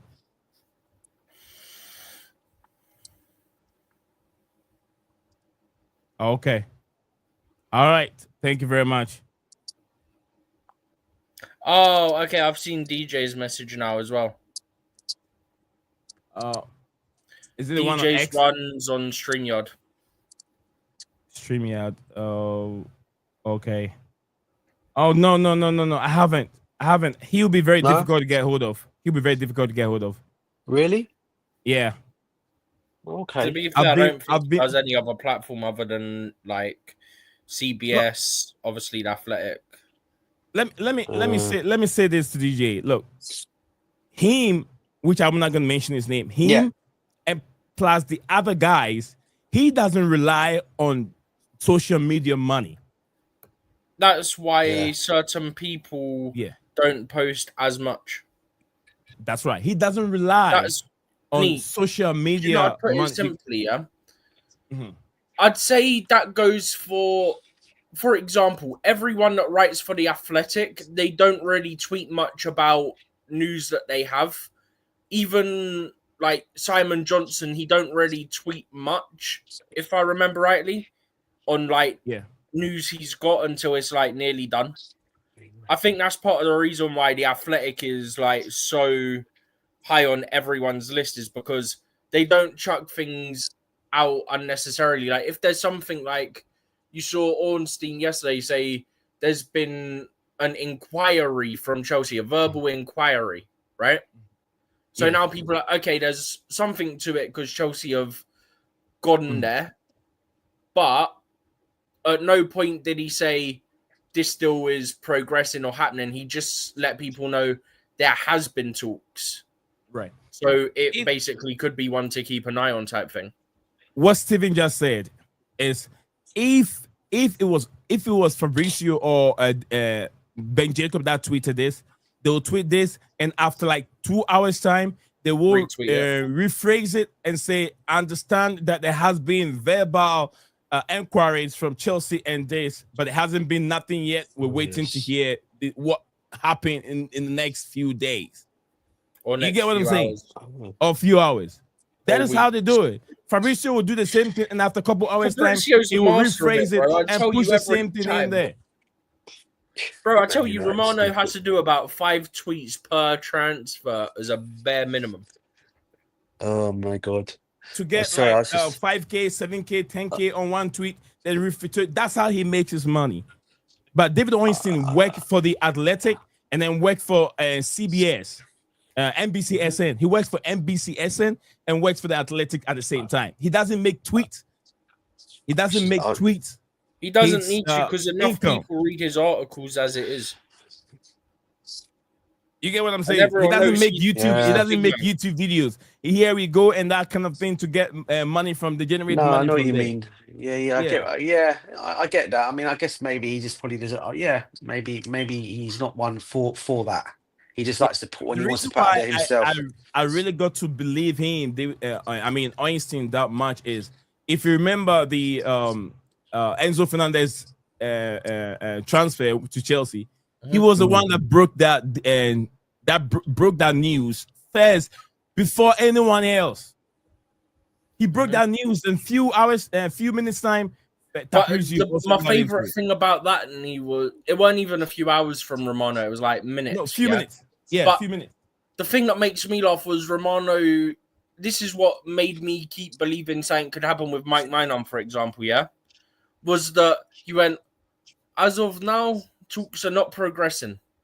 Yeah, and then magically, about an hour before the deadline, Ornstein drops the bomb of, "We've got an agreement." Yeah. Do not read that. I repeat, do not read that.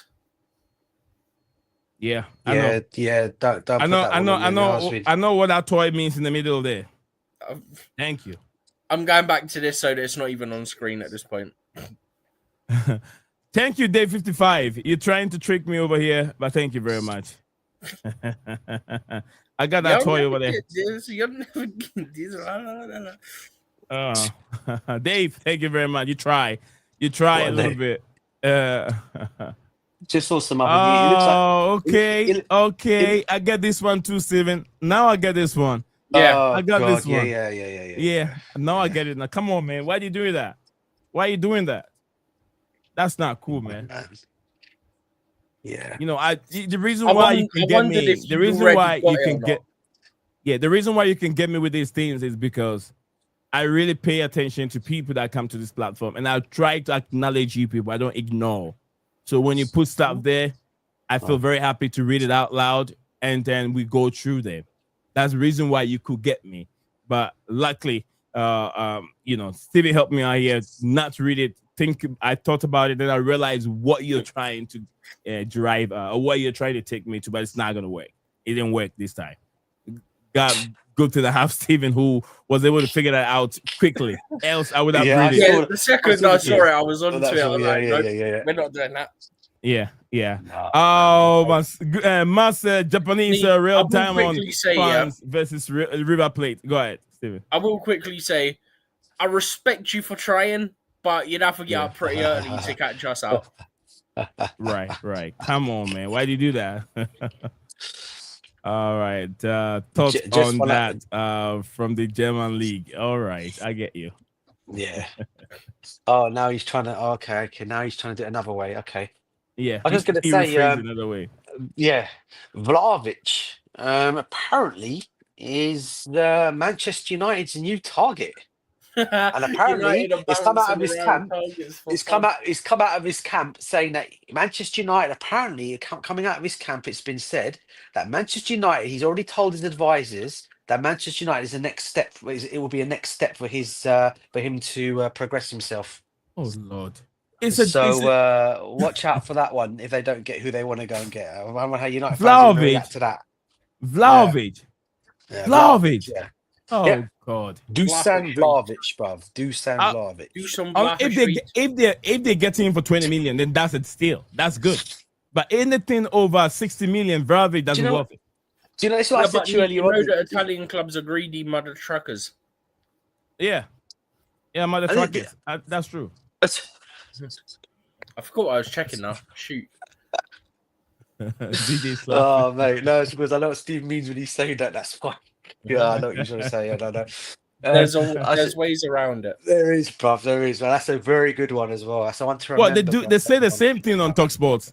I'm telling you, they do say the same thing. They don't use it. They don't say the word directly because they know it's not allowed. So they use different words. Yeah, like shut the front door, and then those kind of things. Yeah. I've heard that. I tell you what, Jason Pundy, man, this guy, he comes up with a lot of stuff. But I love the way he does his things as well when he says things. Yeah. As well, he's very good at that as well. But what I say in terms of this news about Dusan, it's an interesting one, isn't it? I mean, because as I said to you guys earlier on, Frankfurt are more or less pricing out Ikikite from any club, basically. And if they think they want to hold on to it, and the thing of all is, the reason why there's no such big fuss coming out of Ikikite's camp is because they're playing Champions League football next season, so he doesn't care. He's going to be playing in that anyway next season. So that's why he's not kicking up a fuss for now. But I tell you what, if they're going to start prizing him out of a move, it's not going to end well for them. I'm telling you this right now. It's not going to end well for them because this guy wants to move to a bigger club. And if they're not going to allow it, I mean, they let the Mamouche deal go eventually because he pushed, by the way. He pushed on that one. Mamouche pushed that deal. Surprised. And they ended up to sell him by force almost. So, for what he wanted. So don't deny Ikikite of that as well. And I think if they continue on with this way of we want 100 million euros for him, mate, no team is going to pay for that, man. I'll be surprised if anyone does. I really will. But hey, Liverpool paid 100 million for Darwin Núñez, didn't they? Yeah, 100 million. It was a shocker. Oh, shocker. People think, this guy is the next Denelson, the next world beater coming from the Portuguese league, isn't it? Yeah, DJ. Yeah. Well, to be fair, again, you see, bro, that's what I keep saying. It's people want to call it Portuguese taxiing because they come over and they don't perform as well as they like. He was doing well for Benfica, to be fair. Even Enzo Fernandez was doing well. And because he didn't show that kind of form straight away at Chelsea, everyone's getting on the guy's back. Because they expect to see Enzo perform how he was performing for Benfica. They expect him to come and do the same at Chelsea. But what people don't got to realise is players have got to adapt to the league. And it does take some time for adaptation. But unfortunately, as I said to you guys earlier on today, we are a fan base that don't want to give players time. This is the issue I have with some of our fans, and why every time we get a good player or whatever. I mean, I already saw the crap coming out about Estavo a couple of days ago, and I'm thinking, what is wrong with our fan base? Yeah, I mean, why are you coming on to this kid? One game he's had, okay, and you guys are coming on this. Oh, he's going to be knocked off the ball. He's going to be kicked all over the place. I mean, they already know this guy's game before it's even began. Do you know what I'm saying? Mm-hmm. It's annoying, really. It is annoying, and it's going to be the same thing with any other player coming down. I mean, even João Felix, to be fair to the guy, he didn't live up to expectations everyone thought he would. But I thought he did okay, but not to the expectations and levels I know he can perform at. Yeah, but he didn't, because as I said, the Premiership is a different animal altogether. We all know this, but unfortunately, some of our fans out there don't seem to, and it's annoying when our fans come onto our players. I don't know what you guys' thoughts on it at all, because I know Stephen is very much against that as well. When fans do come onto our players that have come from different leagues, and I think we've seen it already a few times in our streams that we do here. Fans that they come onto them. So I don't know what your thoughts are on what I've just said there, guys. I mean, do you think players should be given the opportunity to adapt before you come onto somebody? He might need a season or two. When someone comes from a new league, I try to give them a period of time. I don't want to jump onto them straight away. Like, I'll still criticize them because you're not immune from criticism. Yeah, of course. Yeah, of course. I agree with that. You get people who go there and trash, there, this, there, that, and I'm like, okay, they had a shite game. It happens to everyone. Messi had games like that. Ronaldo's had games like that. Yep. Maradona would have had games like that. All the greats have had games like that. It happens. It's football. You can't be perfect every week. It's impossible. Just like life, Yeah. nobody's perfect. You can't be 100% all the time. Yeah? Yeah. That's a fact. Yeah. Yeah?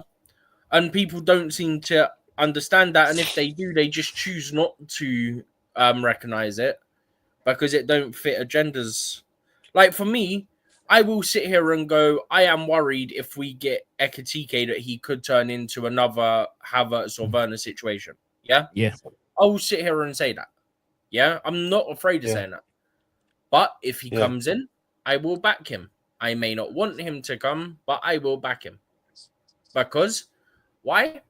I am a fan of Chelsea Football Club, and I will back any player unless, and there's some things where I won't back them.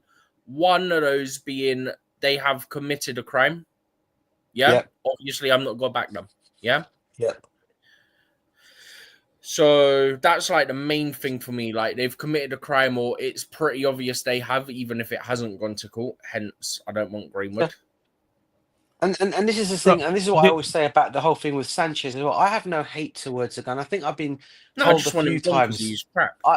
I've been told, "Oh, you hating on your plays." Let me tell you this right. Everyone that knows me, right, will tell you right now. I have seen worse plays come to our football club, right? Yeah, than Sanchez, right? All the years of supporting us, right? I've not once showed hate on any of them, right? Because you don't do that. Yeah, you support them no matter what. Okay, and I'm always wanting to do that. But when people say, "Oh, you're a hater," I'm not a hater of Sanchez. I never have been. I just don't think, in my eyes, and what I think, he's not up to Chelsea standards. Because I'm used to seeing goalkeepers over the years that have been at Chelsea that have been phenomenal goalkeepers. And people can say, well, you know what, DJ, times have changed. It's not like it used to be. Yeah, times have changed, but you can still be a world-class goalkeeper. That's not difficult. Do you know what I mean? You can I mean, still I'm be a not saying world-class goalkeeper. just to clarify, I'm not saying being a goalkeeper is easy and it's not difficult. Yeah, exactly. What I'm saying is, compared to other positions where things change a lot, the only thing that's changed for goalkeepers is you're playing out from the back more. Exactly. You still have to stop the ball going in the net the exact same as you've always had to. That's it, bruv. That's exactly what I've been saying, the main bruv. Do you know what I mean? part of your job hasn't changed. That's more what I mean than anything. Like, whereas wingers, there's so many things they could do. Yeah, they could have to cut in. They could have to hug the touchline. Yeah, they could have to help out defensively more in some teams than others. River Plate has scored. Stuff like River Plate has scored. River Yeah. Plate just scored. Yeah, That's not a surprise. Is that game one now, isn't it? It's not on Channel 5 that game, is it? No, Or that is one's it? on the Zone. River just scored one against the Japanese Red Diamond. Definitely there's going to be difference. The quality and that River Plate from Argentina, right? Yeah, they are. Yeah, it's Enzo's original team. Yeah. I missed the Boca Junior game, man. Boca Junior, I want to watch that game, but I was awake for about half of it, or a bit over half, and then I fell asleep. Yeah, but because I was awake when it was 2-1 and Boca had a red card, and then I went to sleep. I woke up, checked the score, and it was 2-2, and Benfica got a red card. I was like, "What?" Mad. Oh yeah, that game. Yeah. Nee, I'm not watching the game after this, by the way. What game is that one? Mamelodi Sundowns versus Ulsan, yeah. Oh yeah, no. I ain't watching. I'll watch a little bit and see I've what never heard of they're from like. South Africa versus a team I've never heard of from South Korea. Mamelodi Sundowns, I know them. I've heard of them. That's why I'll give them a shout. Mamelodi Sundowns, they're probably gonna win it because they are good. Because you have to remember, it's all about richness. Mamelodi Sundowns has a lot of money. Orlando Pirates, Mamelodi Sundowns, these are one of the best teams in South Africa, and those have mining like gold. So there's a lot of money in this football club, and they're able to bring players from out of the country, which they pay high. Their wages are also very, very good. So in that case, they're able to attract talents from West of Africa. Most of that where the talents are footballers are Ghana, Ivory Coast, Nigeria, Benin, those areas. They're able to get players from there. Oh, Kenya, no way. Kenya. They've had a few players, bro. Not the best, I admit. No. You're going to Kenya. Do you know what? You're going to. If you want to run 90 minutes, that's fine. Go get players from Kenya. They're not known for playing football, bro. Pochettino football. One player, bro. One player. Hey, listen. There's one. Do you guys remember that one Kenyan player that done so well when he played? He was playing for a big club as well. Who? And I think he was the only one I remember. Name DJ. Come on, man. Yeah. I'm gonna get his name. Hold on. Now you guys. Is he a Portuguese guy plays in the Premier League? Now you're testing my knowledge, and I can't remember his name. It's the worst. While she looks that up, yeah. If I'm awake, I will probably watch the Inter game against Monterrey. Is it? Hold on. Is it Victor Wanyama? That's the one, Victor Wanyama. Yeah, he was all right. Victor Wanyama is one of the kind. How hardly do you hear Kenyan players playing in the Premier League? No, bro, I'm not. I that's what I'm trying to say to you, bro. It's a one-off player. I'm not saying they do produce them. I'm not saying that at all, my bro. I'm just basically saying one player came over. From completely. Yeah. Stephen, what were you saying, Stephen? Yeah. Oh no, I was saying if I'm awake, I'd watch the Inter versus Monterrey game. Monterrey are from yeah. I want to watch the Canadian team. Saskia Gwina will be very happy watching Montreal versus Inter Milan. He even said it down there. I'll definitely watch that one because that one will be more of a time that I'm more relaxed watching instead of watching the movie. 2 a.m. UK, so that'll be about DJ won't watch it. DJ 9 o'clock your time, roughly. Yeah. That's the best time for me to relax and watch the Inter versus Monterrey game. What time's that on? 2 a.m. 2 a.m. I'll try and see if I can watch it. Listen, if I'm going to be having a night like I had last night, guys, coughing, right? I'll end up setting up watching that game. I left my, as I said last night, I left my poor wife up last night because of my stupid coughing. Yeah. And I when felt that so happened, in the morning. I'll leave my wife in the bedroom and sleep in the living room because I don't want her to get sick. That's my excuse for coming downstairs now to have to sit and actually watch my TV and watch my game here, isn't it? You got work tomorrow? No, I have, bro. I was sent home today because of my car, but thank God I'm working from home tomorrow. DJ, remember everyone was saying something with natural remedy that it can help eradicate that cough or maybe the colds real quick. This is mine. Try it. If you have mint oil or something, get maybe a bucket or a bowl of very, very hot water, very warm water that is steaming. Grab a cloth and put it over you and put it back the warm water. And breathe it in. Breathe it in. It will open all your nostrils and then clear all those bacteria in your nose right now. Yeah, it will clear. Yeah, I'll try. I will do that. It doesn't help. I used to do that with right now either as well, by the way. It doesn't I'm saying it don't help that it's boiling hot right now either. No, it don't help either. No, it don't help either, brother. Don't. Can you imagine during the COVID? During to 33 in London over the weekend as well. Crazy. During the COVID time, I had COVID, but I never took the shot. Oh, I never did. I had COVID twice. That was my remedy. I just go to the shower. I turn the shower on all the way hot, and it's boiling on me, and I just inhale the steam that is coming on from the shower. And I did some. I put salt and some other stuff in the bucket of water, and it was very hot. And I covered myself with a blanket, and I was just inhaling it. It's just like being in the sauna where it's so warm. It's so warm in the inside, and the heat. That's the best remedy for a cold, isn't it? Go to a sauna, brother, just sit in that and inhale the what do you call it? They put in it, the essence or whatever they put in there. Yeah. So that's the best way. I never took the COVID shot. None of my family did because the report and then the thing coming from the COVID, one disease or one bacteria or whatever it is has different COVID, one shot and booster and then some stupid thing. And they said they're not reliable if you pass away from taking that shot. You cannot sue them. They're not what's liable. The sense of? Is that what they said? They're not reliable. It's at your own risk. No, here they said they are not responsible if you take it.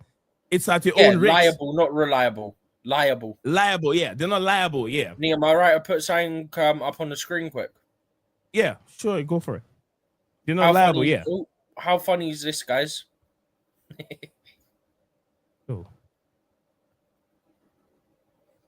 Daniel Levy. Daniel Levy. Yeah, I had this. I think he's granted some interview. We've won an European trophy, but it isn't enough. We need to win the Premier League. we want to win the Champions League. Oh crap, dude, you're dreaming. What you want to win the Champions League, Bro, and you he sack said one that can help you win it. Basically, what he's saying is they sacked Daniel Levy because of winning the European trophy isn't enough, because they want to win the Premier League and want to win the Champions League. Bro, when I saw that, when I saw that, I was laughing so hard I had tears in my eyes. Yeah, This bald guy is so deluded. It's brilliant. Yeah, I think they're trying to. I think they're trying to ask a bit too much now. You know, they got the European trophy. Well done. Now you're taking a piss. Now you're taking a piss, basically. Exactly what it is, mate. Exactly that. Just some news for you guys, right? Don't know how true this is. Yeah. Don't know if it's. I mean, it's Vince who's putting it out again. Give me sport. Apparently, they're saying that Aston Villa are ready to enter discussions to try and take Nicholas Jackson away from Chelsea and uniting with Unai Emery. So it looks like Aston Villa are going all out for Nicholas Jackson. That might be from the same Ben Jacobs article. Yeah, probably. That's an interesting one. That's an interesting one. I'm going to see. Has he linked? You know why? You know why they're trying to make this news. You know why?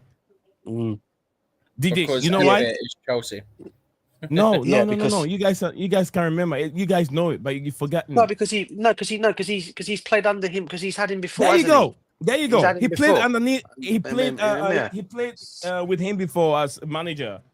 So it's easy when you twist this thing to make. It's not even from Ben Jacobs. It's from Dean Jones and Danny Rust. Yeah. So two guys I've never heard of in my life. So when I hear things like that, I don't know how true it is. I know it's coming up. So when I hear things like that, obviously my mind starts working a bit over the time, right? And I'm thinking, so if they are planning on life without Jackson, right? Does that mean we're going to go all out for a winger, and we're going to also go all out for another top striker? I wonder. That's what it looks like. It looks like the two wingers, Gittins and what's his name, Fofana, could come in. Yeah. No, but I'm just saying it might not be two wings. It might not be two wingers, bro. It could be one, and it could be the other one could be another striker. Yeah. Do you know what? I was looking for Troy Deeney, Stephen. You finish what you're saying, Stephen. Just quickly. Do you know what? Yeah, I'm surprised at this point we haven't been linked with the midfielder called Fofana. I forgot who he plays for. I want to say Monaco. For Monaco. Yeah, I think he's Monaco, bro. Because then you'd have Wesley Fofana, you'd have that Fofana, potentially Malik Fofana, and then you have Datro Fofana. You'd only be missing a goalkeeper. It's true. It's so true. Yeah, that's true. It's a one. It is one on the pitch. Apart from the goalkeeper, yeah, because we already had Datro Fofana, haven't we? And then you had the defender centre back in Wesley Fofana. Now you got. I always forget the midfielder one's name. Now you got. I always forget. Detro Fofana. Do you know this Malik? I actually think I was Malik looking at this Fofana. Do you know? I was looking at this kid play again, man. I was watching him. After I saw the links again this afternoon, I went back and rewound a game of Manchester United and Lyon's game, and I saw when he came off the bench, and I have to say, when I saw him, I was impressed with him then, and again I watched him again today, and I thought, let me just go and keep and see what this kid can really do. I tell you what, he's not a bad talent, guys. Do you know that? Detro Fofana. No, Malik Fofana. No, yeah. And and I was just looking at him and I'm thinking, this guy is actually, for me, he can be almost as good as Manchester City's left winger. Manchester City. The guy from Belgium at Manchester City. What's his name? What, guys? I'm loving the fans of the Japanese Red Diamond or Red Sox or whatever they call them. Who's the Manchester City left winger, guys? Left winger. Belgium international. Oh yeah. Doku. You know, he plays same position. He's Belgium as well. You know that Malik Fofana, don't you? Yeah. So he plays on the same side. So he's obviously. I was looking at him, but again, and then what I went and did is I went back to the Porto and Palmeiras game again. I went to rewatch that game again afterwards as well. So it was more or less football. It was like a football study for me this afternoon. And I was just keeping an eye on Estavo and Rodrigo Mora. I tell you what, mate, even this kid, mate. I mean, I know there's a lot of hype going around about Gittins, and I saw Gittins today for whatever minutes he came on for. He did make some changes there when he came on, I have to say. But I don't know. Be honest with you? Would you guys be happy with Gittins to Chelsea, or would you say we should look at someone else? If the price is right, as long as it's obviously not if the price is right, if the price or the is right, baby if it's not the baby Lurch, we don't want him at our football club in terms of what's his name? Man, this Japanese team, man, they're playing some computer game over here, DJ. What a game! Yeah, Japanese, man. Yeah, I'm not watching the game, bruv. Guys, let me say this real quick. I've been looking for Troy Deeney because of the nonsense he said about Salah and Delap. I've been looking for him. I've looked everywhere. I've looked in my pictures of trying to find it, but finally, guys, I found him. What, a picture? I found him. Yeah, of who? I got a picture of him. Troy Deeney. Troy Deeney. Oh God. Want to see? Oh, no. He was wearing. Is it the thing that is your what's it called screen? Oh man. There's only one thing on your screen, and I'm just saying it don't look good. Troy Deeney. He's right there. Is that a You're slot? honestly, bruv. Yeah, it is. Is that a slot? Yeah, it is. That's a laugh.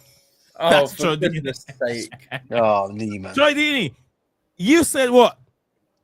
Delap is not. He's not in the right football club to develop. But where do you expect him to be, Troy Deeney? Manchester United. United? Yeah, he said United. That's nice. He said he preferred to be United. Yeah, he's going to develop under Amorim. Who has Amorim developed since he's been at United? Who has he? Garnacho has gone down. Garnacho was better last season, or even the season before he took over. Oh well. Apparently, according to some breaking news again for you guys, Nico Williams has rejected Real Madrid. He only wants to sign for Barcelona. He's stupid. He only wants Barcelona. Barcelona don't have the funds to sign you, unless you want to take 50. Unless you want to take 50,000 a week, then that's fine. No. Let him learn the hard way, bro. They'll sign him. He won't even be able to be registered. The man won't even be playing football. So let him learn the hard way, innit? That's what I say. You want to waste your talent. I mean, don't get me. I'm not saying wasting your talent in Barcelona. No, I'm not saying that. But if you're not going to get a chance to play, look how long it took them to do what's his name's to register Dani Olmo. How long that took? Yeah, is this guy willing to wait until they can register him? I don't know, bro. Crazy. But listen, at the end of the day, you can't knock a player. If that's their preference and that's the club he likes, then I'm not going to sit here and... what he's doing is he's blocking his path. He's blocking his path to other football clubs. What if Barcelona can't sign you? Then you're stuck because we came to you and you rejected us. Maybe that would be the time for you to go and shine at another football club. But you rejected them. You get what I'm saying, DJ? You're blocking your path to success. No, he is, bro. But look, at the end of the day, he's got this thing about Barcelona. He's had it for years and years and years. That's why he was never going to ever come out of. He goes, the only club I'm going to go to after Bilbao is going to be Barcelona. I mean, they were linked with him last season as well. In fact, they've been linked with him for the past 2 seasons. And he's come out with the same old stuff about Barcelona. So look, if he wants Barcelona, let him go Barcelona, mate. Lamine Yamal links. He has a very, very good relationship with him. He wants to play with him. And they think that with that squad, they can win, Champions League? Nah, well, you guys are far away from Champions League. I'll tell you what, bro, you know, if they really want to get, I mean, look, I know he plays, obviously they play Spanish international, he plays with his teammate, right? If you want to actually have a player that plays similar to Yamal, and you want to bring him wide on that left side, my thing for them to do is go out and get Nusa, mate. He's more or less a copycat of the Yamal that plays on the left-hand side. Norwegian, and he's the same age as him as well. And he's a talent. And and apparently he wants Barcelona as well. He's been a fan of Barcelona since he was a kid, growing up. And guys, we only got 2 minutes to end the stream today. 2 minutes left for 2 hours exactly. I was also going to say, the other club he supported as a kid was Arsenal, unfortunately. Nusa. His parents really. Oh, Nusa. You're talking about Nusa. Yeah, Arsenal. He likes Barcelona and Arsenal's his club in England, yeah. Yeah. Nico Williams, his parents wanted him to play for Chelsea, but they don't want to. Yeah. Because the parents support Chelsea. Oh, hold on. Breaking talks in progress for João Felix to return to Benfica from Chelsea. Oh, it's an old Okay, I news. knew that one. Yeah. No, it came out 6 hours ago. Top skills are Yeah. saying it again. No, in fact, sorry, is that Nico Shiro? How relevant is this guy? 360 people. Okay, so he's another one breaking that news as well. Okay, there's not just top skills But saying it. DJ, hold on. You're gonna make a mistake here if you look at the followers to believe in who is tweeting it, because there are people that they tweet all kind of nonsense, they gain followers from it, and when they put out maybe one good tweet, and then people are liking it, doesn't mean he's credible. No, Oh, you but get what I'm saying, DJ? yeah, but yeah, I do, Yeah, bro. I you don't do. look at the number of people that follows him. No, Look at bro. his content. If his content is more about these let's say reporting sports news, or because I know someone that I follow, the person has almost about 60,000 people on his platform. But I went there and I was looking, I tried to contact the person, but I went there, I was trying to look at what the person has been posting. He's been posting memes and funny stuff, and people like it. But then and then I saw the news from him that is more reliable, but he was not the one that posted it. He took it from somewhere else. No. That he I posted get it. it. I get it. You know, you're spot on, bro. And I know you told me this Yeah. before, but the guy that I'm talking about, I mentioned his name just a couple of minutes ago. The reason how I know this guy is reliable is because he was the one who first of all put it out, but he was the one who posted out the news of Christian Pulisic going to AC Milan, and he was spot on. Then everyone followed it. So that's why I know this guy is not nonsense. He does get his reports right. What So guy is Right. that? and he Nico something, his name's Nico Shishira. Oh, I know who you're on about. Yeah, he's the one who posted out the one about all the moves for Pulisic, Loftus-Cheek and Tomori. He got these all first stories to them, and they were spot on. Yeah, he did. That's how I know he's reliable. Moose. Ian Abraham, aka Moose. I like that guy. Who's that? Ian Abraham. Oh, Talk sport. oh Yeah, God, he's a Peterborough fan, isn't he? Yeah, Peterborough. Yeah, Peterborough. It does a lot of work for the championship, and then lots of commentary. It does horse racing too. I know it goes there, and then it does a lot of work.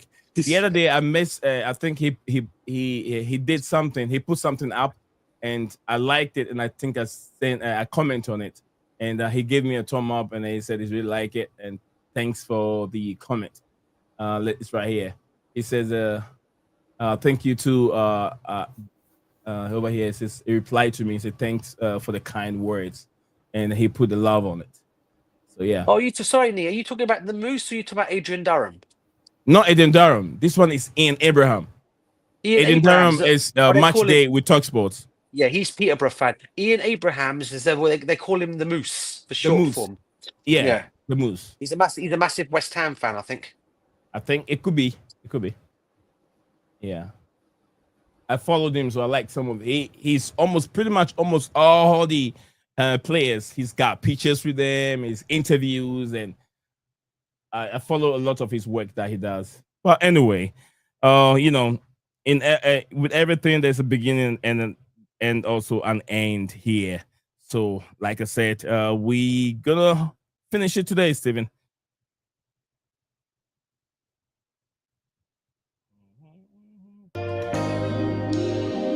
It's slow down here in England and Michigan. Grab yourself a cup of coffee, taking you through the ride of blues.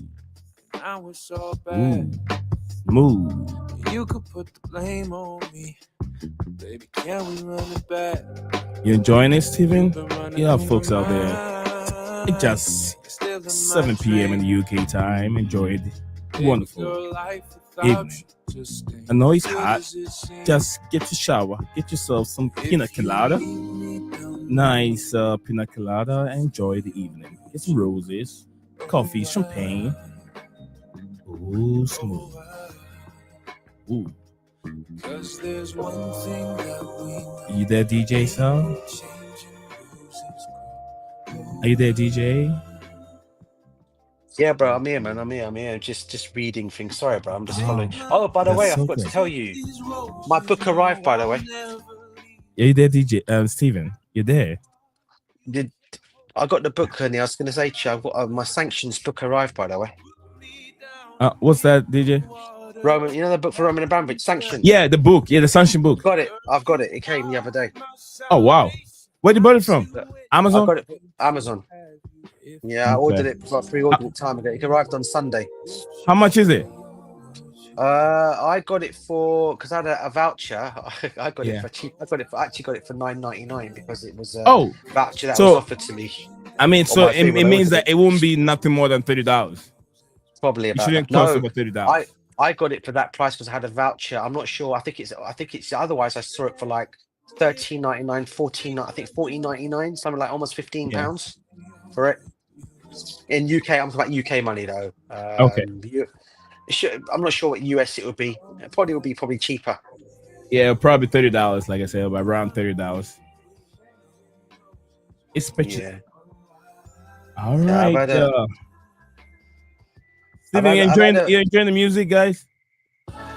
Yeah. Yeah, slow Yes, jam. uh, You guys enjoy Slow it. jams, man. Slow jams, huh? Bro, look at the thing I've just shared quickly. All right, go for it then. It's up on the screen anyway. But so Nazar Kinsella saying that Chelsea versus LAFC reached a peak audience of 1.6 million viewers in the UK on Channel 5. From the comments, many are not fans of the Club World Cup, but it's still being watched on TV with not much other football on. I mean, look, you might not be a fan of it, yeah, but you're still watching it, so you're a fan of it to some degree to be watching it, because surely you can't be that bored. What's the point here, DJ? Steven, what Nizar Cancela is tweeting doesn't really make sense to me. It makes sense because you're giving us statistics from a country that the competition is not hosted in this country.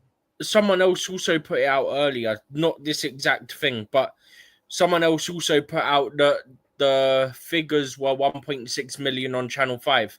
So what they're saying is in the UK alone, on just Channel 5, it was 1.6 million. But that doesn't include the zone numbers in the UK or the zone numbers around the world. That's just strictly the TV channel that it was shown on. Yeah, people are watching it. They're saying like there was obviously a lot more that watched it than this because it was also on the zone in the UK and around the world. Right. But their point is 1.6 million still watched it on like your normal TV. Yeah, like I said, it's not that easy for everyone to get visa and come down here in America and come and watch this game and go back. It's cost efficient. Also, there's a lot of money involved, and also they have to remember that you're hosting a tournament in a country that don't value that sport. So it will definitely can go against you. You get what I'm saying? Yep. Yeah, it definitely can go against you. So the fact that people didn't go there doesn't mean people are not interested in the Club World Cup. If you want to use some of the comments that comes in, they will those that even put those comments because they don't have the opportunity to be here in America to watch it. But need you know what else it is though? If they're here, they will go and watch it. No, but it's not even just that. Yeah, it's like people say they're not interested, but they're still watching it. So yeah, yes, there might not be any more football on, but there's other stuff on you could watch. You don't have to watch it just because it's football and it's on TV. Do you know what I mean? Yeah. And also, the funny thing is, I bet the majority of those comments are from rival fans as well. Oh, what you upset because your small little club aren't in it? Oh, what a shame. And let's be real. And those that did watch it probably are waiting for see Chelsea. All it comes down to is the ones that were not Chelsea fans wanted to just see a loss, didn't they? A Chelsea downfall. Bro, the amount of Arsenal channels and all that lot that were doing watch-alongs of it. I was gonna say it. Like, bro, I've seen so many clips. It's jokes. They're hilarious, bro, aren't they? They're hilarious, aren't they? The clips, mate. They are so funny. The hate-alongs, so they call them the hate-alongs. Yeah, they're making money off our football club. There's one of them, and I think their reaction to the Neto goal was, oh, and there it is, 1-0 Chelsea, Pedro Neto. It's like, yeah, you're crying inside right now. And it's beautiful. And then, you know, the best one was obviously, you know, because Delap scored that, got set up the second. Oh, and it's Delap. Oh, what a pass by Delap. Oh, why did we not get him, man? You hear one of them saying that, how Chelsea got to put it. It's all this crap. I'm just sitting there laughing. Thinking, Chelsea spent $6 billion on players. That's the crap. Honestly. Oh, you know what, Arsenal, we should have got him for 40 million in January.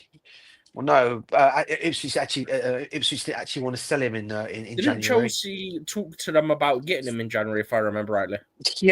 Yeah, and it was more or less kept on the what's that I was saying? Kept on the burner Back burner. until the summer comes. And you're, yeah, I I'll do that. guarantee you, yeah. I guarantee you, we said to him, we want to sign you, but we'll come back for you in the summer because, like, we don't want to spend too much and then, like, to get you early when you've got a relegation release clause. If you guys get relegated, you're only going to cost us, like, 30 million. But we do want to sign you, and we'll be back in for you. I guarantee you there was a conversation to that effect. They would have said that, and as I've said, Stephen, as well. Look, I think he's a good signing. I'm not saying he's the finished product. I think he's solid, but I still want someone else. We need someone else, and this is why I keep crying Just out not for him. Victor Osimhen. I'm sorry to keep mentioning him, but it's got to be Eucharist or Osimhen for me, bro. I'm going to carry on saying these guys' names. Eucharist is fine. Victor Osimhen, no. What happens if we sell Jackson? I still don't want Victor Osimhen. Man, you're being harsh. Come on, man. I'm not. Bro, he wants stupid money. I'm not paying that guy stupid money. No. I'm trying to say that's the only thing. That's my only downside. Why? Do you know what my other downside is? DJ, I'm not listening to the Victor Osimhen, John Obi Mikel stuff of, I told you, look at me, everybody. Yeah, he's gonna start that. Bro, he wants more. He wants more. He wants to grow his channel. I told you, I'm reliable. I told you, I'm gonna bring Victor Osimhen to Chelsea. When that's exactly happens, what he'll do as well, and that's what annoys me more. But do you know what's funny though? Do you know what's funny? If he's on for every Chelsea Club World Cup game, yeah, and every time the lap does something, he goes, yeah, but we could have got Victor Osimhen. I don't care, mate. Shut up. That's where it's going to get to a point where I told you, want Victor Osimhen, not going to want him. Because I told you from the beginning. We still get him. We should have got him, even though we got the lap. Like the lap does something good. Oh, we could have still got him. At that point, even people who want Victor Osimhen go, nah, we're not doing this. I told you from the beginning, he was trying to start a beef between Nigeria and Senegal with Victor Osimhen and what's his name again? Nicholas Jackson. When he started his podcast, the Obi-Wan podcast crap thing over there. I saw it coming. It's always every day. Every day starting something new. Talking about Victor Osimhen. And Nicholas Jackson. Nicholas Jackson told him, you need to shut up over there. He told me, I'm very happy he responded to him. I'm very, very happy that he responded to him. And then Jackson scored or something, and he goes, I'm glad that he like reacted, but he needs to do it more now or something, wasn't it? Yeah. I was like, mate, give him a break. You need to score more goals to shut me down. I mean, what I will say in terms of, obviously, we're not going to get. We mentioned Osimhen, we obviously mentioned Eucharist as well, right? Yeah. I would say another player I want to throw in there, and I want to throw out there, and that's only because his move to Napoli hasn't happened, and he'll be available on a free transfer. I'd go all out for Jonathan David. I really would. I think he could bring. He's 25, 26. He's going to be. He'll bring that experience. I think he can score the goals that we need as well. I mean, he's another good option to look into.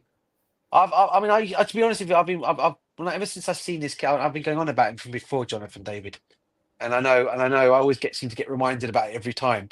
But I actually think I think he could come in and get him on a free transfer. He ain't going to ask for big money, for one. Let's put it that way. So he could meet the wage bill, and I think he could come and do a good job for us. But I really do. But is he the kind of player that would come in and work under a Maresca's system? Is another thing. I don't know. There's another thing that's just come up as well. I'm trying to get it up now. Let's go across. I think Jonathan David needs to find a very, very top agent to work with because he's a good player. Who is his agent? Me, you used to slander this guy when I said to you I wouldn't mind him on a free transfer. You go, no, I wasn't well convinced, Stephen. Stephen, I wasn't well convinced. But when we get to a time that we urgently needed someone to come in and fill that gap, and I was like, okay, go bring David because he's there, he's balling, he's consistent. Go and bring honest views and opinions, guy. Tell me, guys, what exactly is wrong with why is okay? Easy question for you guys. Why isn't Jonathan David good enough for Chelsea? Tell me outright. Well, let me tell you, he has to change his name to Jonathan Davidson. And when he add the SON to his name, he'll get a call up. Oh my days. Yeah. He has to add. Is that all you're using? Is that all you're coming at me with, Nee? No, I've got a good one, yeah? Yeah. If he wants Come the on. backing of John Obi Mikelye, he needs to become Jonathan Davidson. Okay, so the question I've asked you both, right? Yeah, and I've already got those two answers. Just tells me one thing here, that you guys know this guy's a good player, and you wouldn't He's a mind. good him player. at I was Football telling Club. Nee about him. I He's was a telling good Nee, I player. said, Nee, So- trust me, he'll be okay. Even if He it's scored just to be a goals. backup, he'll be Right. fine. Yeah, he Yeah. scored goals. He's a good So- player. He scored Plus, he's a goals. So free transfer. you get him on a free, man. Why are we not all over this? You want to bring I another don't know. experienced striker? It's the And be over agent. us, man. Agent has to push it. Agent has to push it. Agent And he'll come Chelsea. And the thing is, he'll come Chelsea because he says he's already come. I want to come and play in England. He'll go Chelsea because he wanted to come to us He wanted to come to us 2 seasons ago. We were linked with him. So I'm it's sure. like, I'm sure we could have we have a good business with Leo Football Club because we've got No, Eden good Hazard, players from obviously. there. Yeah, but this Yeah, has nothing Aspilicueta to also do with played there Lil, Nee. before. This has Aspilicueta nothing to played. do with Lil, though. No, I'm saying we have Aspie? a good business. I mean, okay. just Aspie like wasn't Steven there, said. bro. He wasn't there, bro. It was Leon he used to play for. Leon rather. I thought he played for. Was it Leon? Leon was the other one, But beginning with the L. even One still, of the two. it's got nothing to do with him because Lorraine. he's got free Lorraine. into- You have Lorraine. Lorraine. One of the. I think it was Lorraine or Leon. He played for Aspilicueta, I think. One of the two clubs. But it doesn't matter Something because like we don't need to negotiate with him anyway. Yeah, he's a free. Just quickly, guys. Yeah. I'll let you end the who stream. I'll let you end the Felix stream, Steven. Yeah, I'm just gonna say this and then I'll end the stream. Yeah, look who Felix went to watch on Monday. I'm just reading it now. João yeah. Felix is in the US for vacation and has Yeah. taken the opportunity to follow live games of the Club World Cup. Monday, he was in Miami watching Benfica. We know for a fact that there is links with him and Benfica on a loan type deal. So it's interesting. Yeah. But also, he did come through their academy, so it could be as simple as that. So I'm not reading too much into it at this point. Well, apparently they've offered 25 million for him. Yeah, if they're offering 25 million, I'd rather loan him to him. Yeah, that's what I'm trying to say. It's not worth it. We'd get more money for him, I think, personally. But we'd make a loss if we sold him for 25 million. That's what I mean. That's what I've said. No, that's what I'm Just thinking. loan him. Not to do that. Yeah.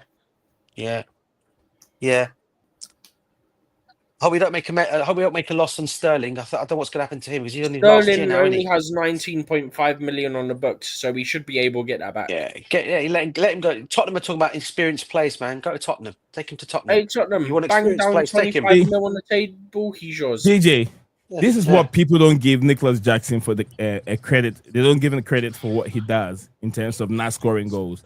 But look at that hold-up play. 2 players around him. He was able to hold that ball very Yeah, well. I've been give saying that this for a pass. long time as well. But you know what, Look, Nee? I tell You're people all talking the to time somebody that- here. You're talking to somebody here who's never been, who actually rates Jackson. I've never been against this guy, to be honest with you, and I'm never against my players ever.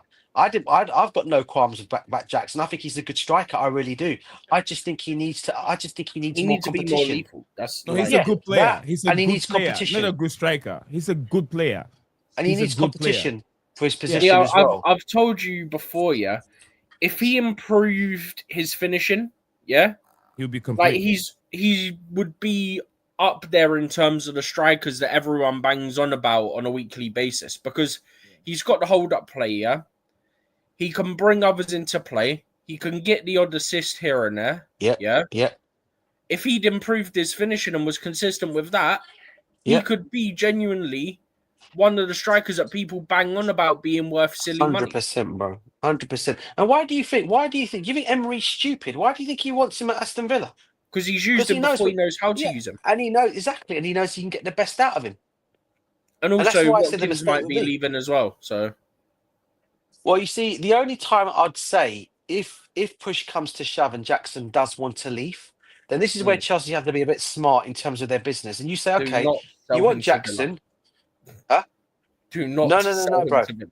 I wouldn't want to go Villa, but if they're going to be that way, then give us Morgan Rogers, bruv. Because that combination of Rogers, Delap, and Cole Palmer will be scary, mate. They know each other. Hey, in Man games from City Manchester Academy, days. let's go. Do you know what I mean, bruv? So I don't that's want the only one. Rodgers. I'll keep my Jackson. Oh, of course. I'd rather keep Jackson as well, obviously. I mean, keep they're not the Jackson. same position, so it doesn't matter. I mean, what Jackson is a striker, but he does more than being a striker. He's always dropping deep. No, but And I he's- think you know what? the missing my side of it is that they're not the same position, so it don't have any correlation to it.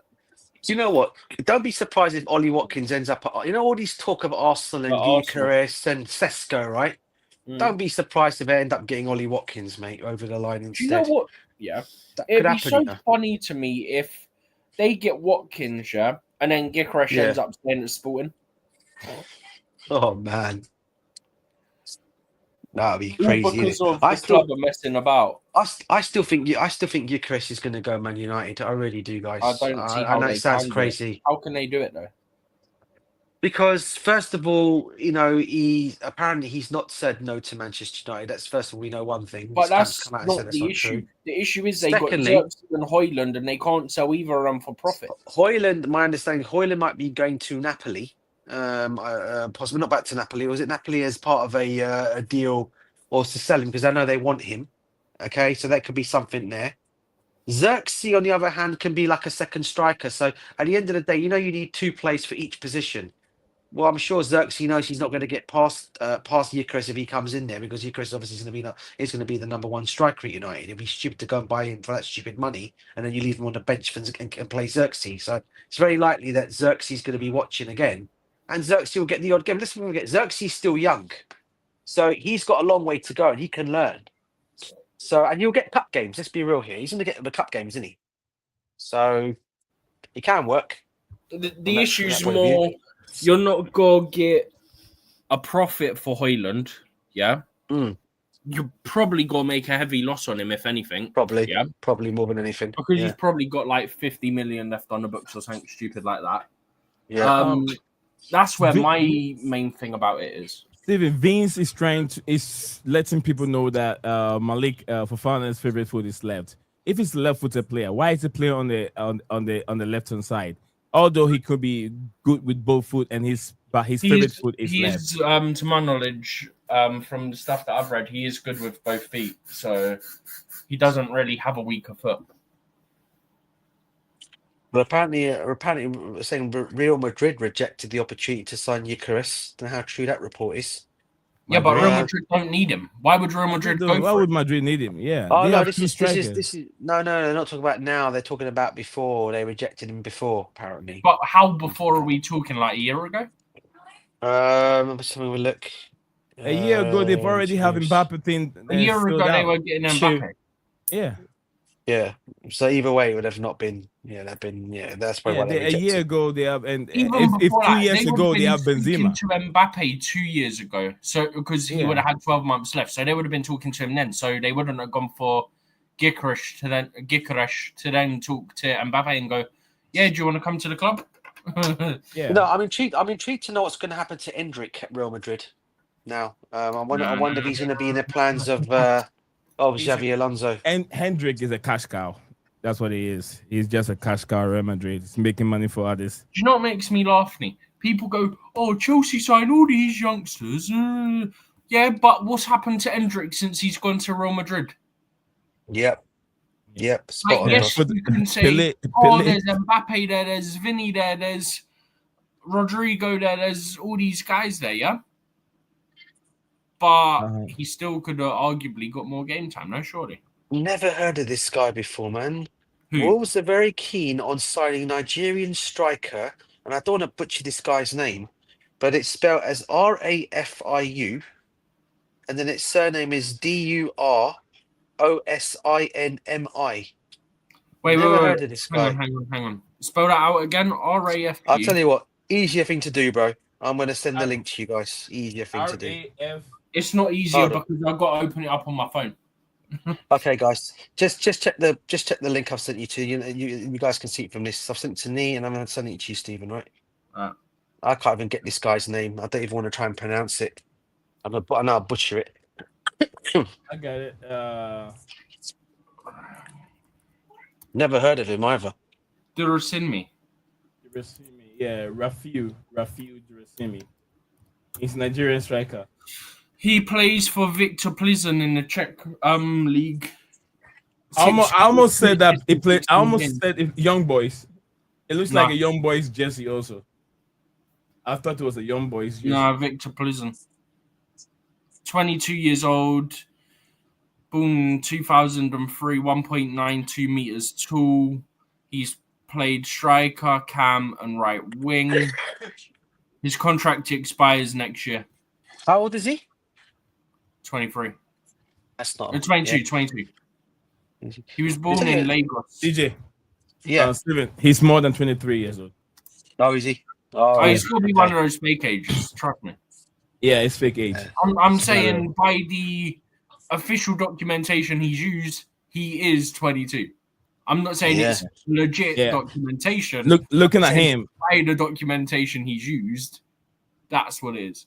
Yeah, I agree. I agree with you saying, but looking at him, he's older, more than 23, at least about 25. It looks like 25 years old. Yeah, I've just seen your message as well, by the way. Okay. I'm just gonna close that and that. Yeah, we may as well just give it like the 4 minutes until we hit the 30 mark. All right, you want to finish the 4 minutes? Okay, so 2 hours, so 30 minutes. Yeah. All right, that's my OCD coming in. Yeah. But yeah, is there anything either of you guys have got that you want to chuck in before we end? Yeah, I'm looking to see if there's something new on my feed. I don't think there is. Yeah, have you guys seen the movie Plane? Have you guys seen the movie Plane? You told me about this. I've not had the time to look plane into or it. plane or airplane? Plane. No, just Plane. Plane. Oh no. You said this on what Netflix? What? It was on Netflix. Yeah, what a movie. Oh, crazy. It's the I forgot the guy's name, but he's one of the guys that did the Gladiators. He's a good actor. I forgot. I know his name. I forgot his name. It's not Russell Crowe. I think it's Russell Crowe or Russell Simon. Russell Crowe. One of them. No idea. Just quickly, yeah. One of my friends, I said to him, like, is there proof that it's from last night or is it media being media? And they said this was in the article and it's a picture of Noni, yeah? Okay. And it's something that he posted last night or someone posted last night on Instagram. He's wearing those exact same clothes. So it means that the report is right, isn't it? Yep. So Noni needs to get slapped up. This is not the first time he's done that. He's been late to meetings or time to let him go. Time to let him go. What was it? Last season, this season, whatever you want to refer to it as, based on when you are deeming a Club World Cup to be, yeah. But in 24-25 season, yeah, I can't remember. I think Noni was the one that we had to drop 2 times in the space of about 2 weeks for like discipline because of being late to meetings. I know he definitely had issues 2 or 3 times and he got dropped a couple of times, but I can't remember if it was, excuse me, I can't remember if it was him that was dropped twice in a couple of weeks in November, December, or if that was a different player, but I know he got dropped a couple of times. So he's not learning. Bro, you're not there to be on holiday, yeah? Once you're out the Club World Cup, you can go on your holidays and be out doing whatever, so long as you're not doing anything illegal, yeah? Or anything that could get you banned like your Mihailo Mudryk, yeah? I'm not saying it's Mudryk's fault because I still stand by the fact that it's in their medicine out there, but my point is just don't do anything that could get you in trouble, either with the law or with like the FA, FIFA, and all them lot, yeah? Have your party after the Club World Cup, not whilst you're playing the Club World Cup. Like, there's times to do things and there's times when not to do things. This is not the time to be going out clubbing.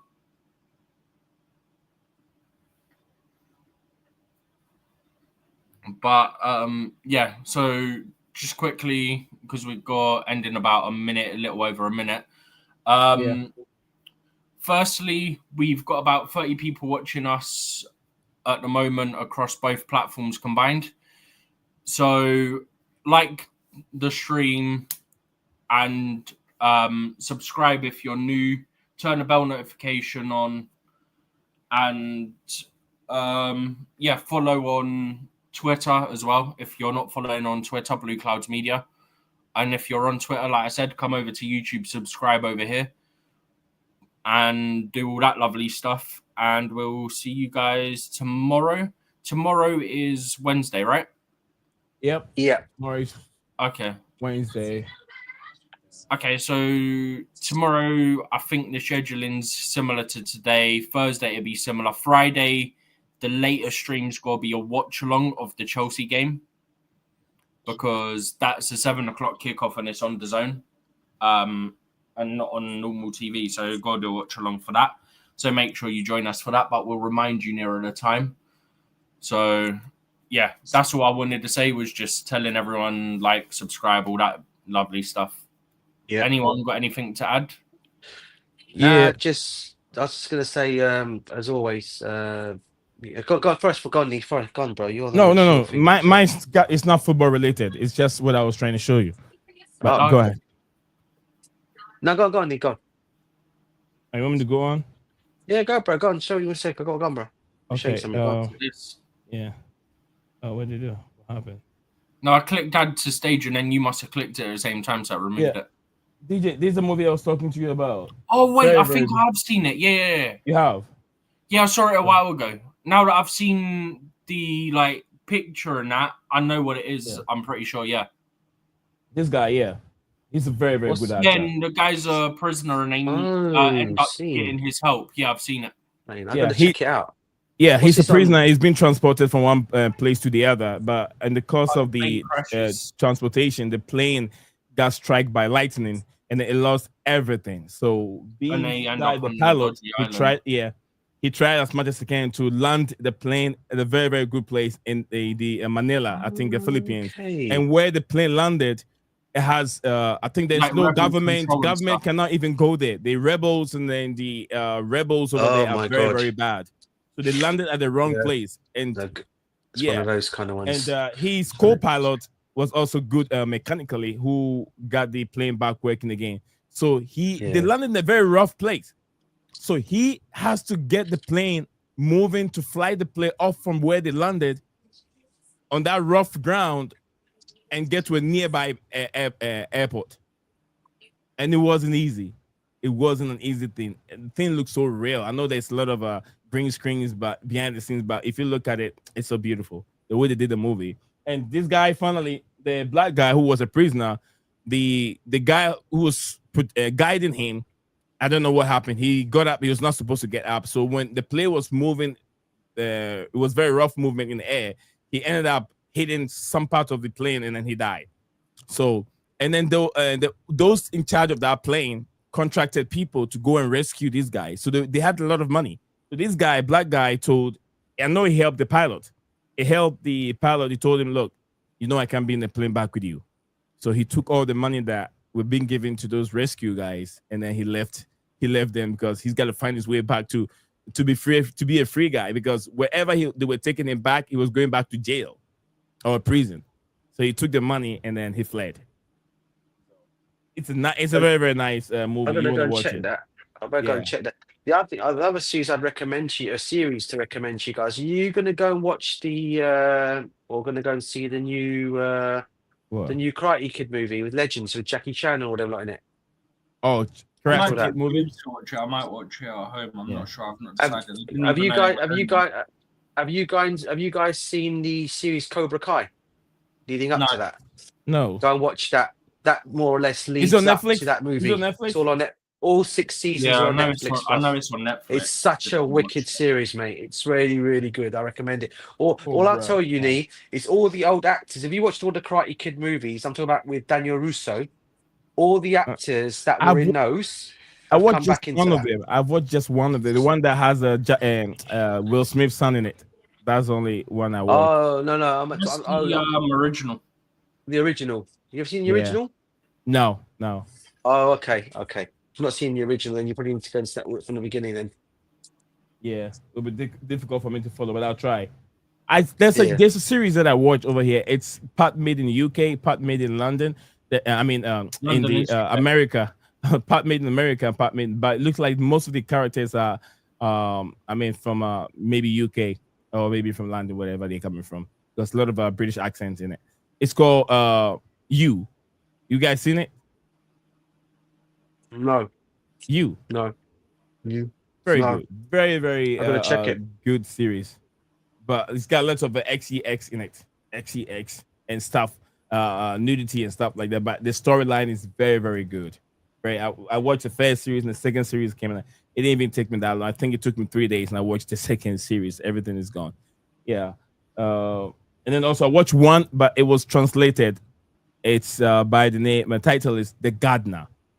This guy killed people and he used their body for fertilizing his garden work. I've heard about that. The Gardener. Seriously? Is that on Netflix, right? It's on Netflix. The Gardener. I'll go and find The boy. I like those kind of movies. I've got to check that. Yeah. The boy. Yeah, the good. boy. I think when they were around 5 years old, he has an accident and his brain is not that sick. stable. But it does not- garden. It does.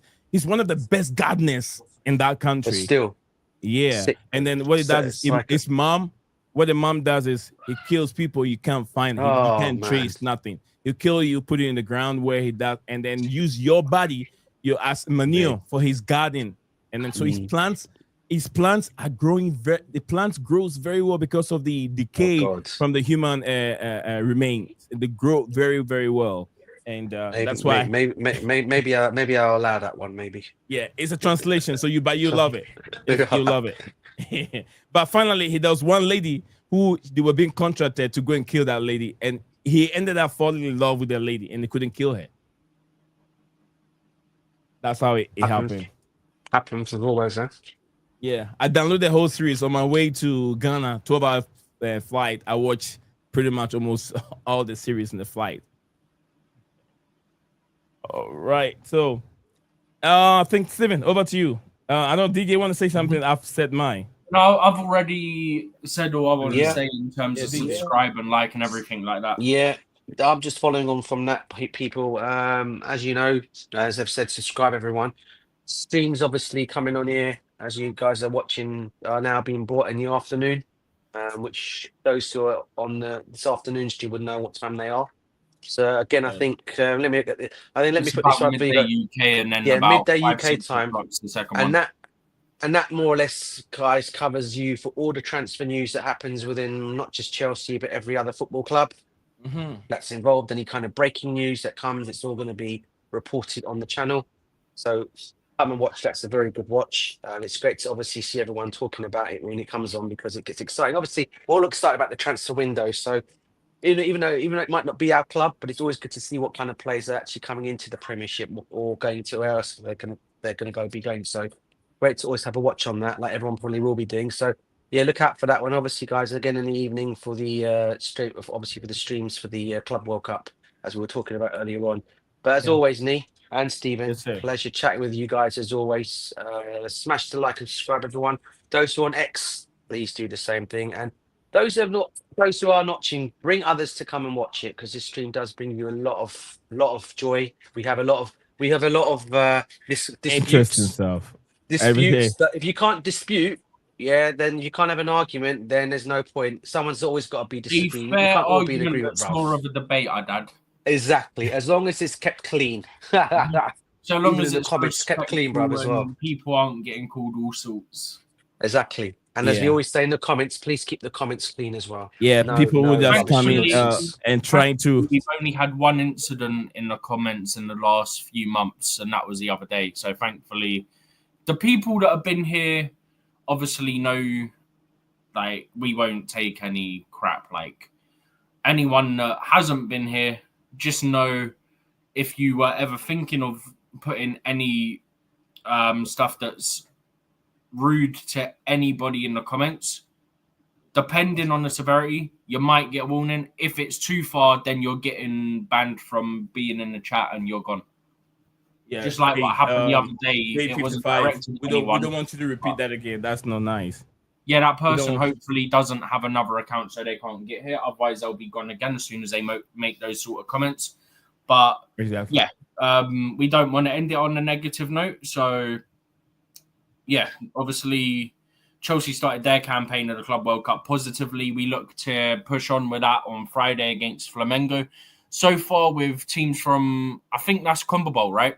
Flamengo, Brazil is like CONMEBOL, right? Yeah. So far, every game involving European versus CONMEBOL teams has ended in a draw. Is that goal? It's what a goal! What a goal! With Fluminense scored again. Fluminense have scored again. Okay.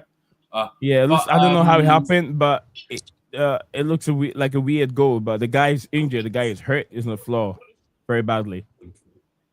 It couldn't even celebrate the goal.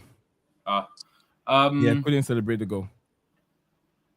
Yeah, so every game between European and CONMEBOL teams so far has ended in a draw. Hopefully, Chelsea can change that on Friday and get a win. And then we'd be safely through, pretty much.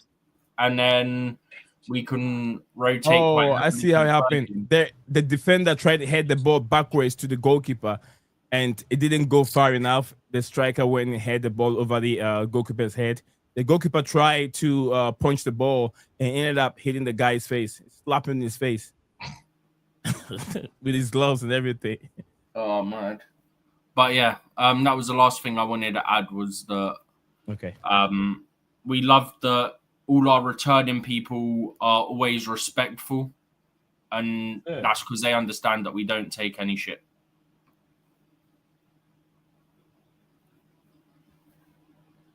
Yep, absolutely. Thank you very much, DJ. Anytime I call on him, he's always here. Stephen G.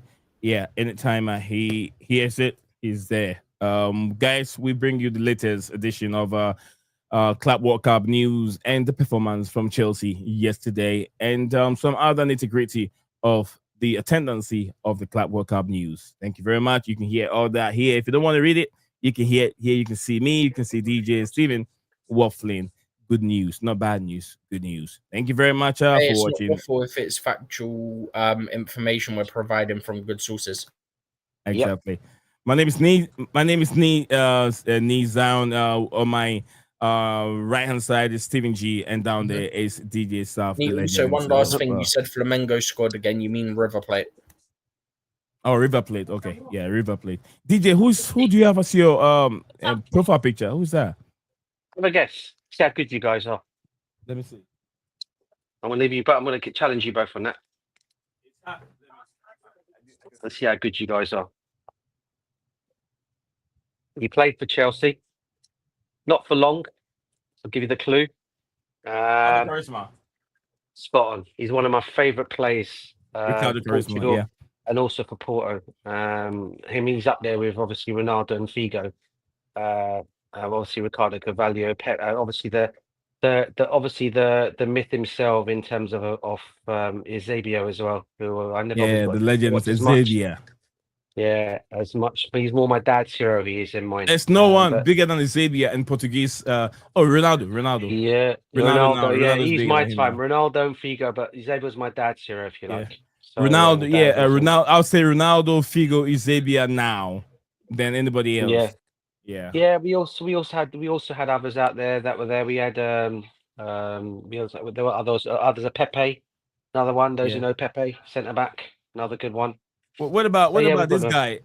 Is it the same guy? He's always also very trickish. Not charisma. Which Nani? No, Nani. What position he plays, bro?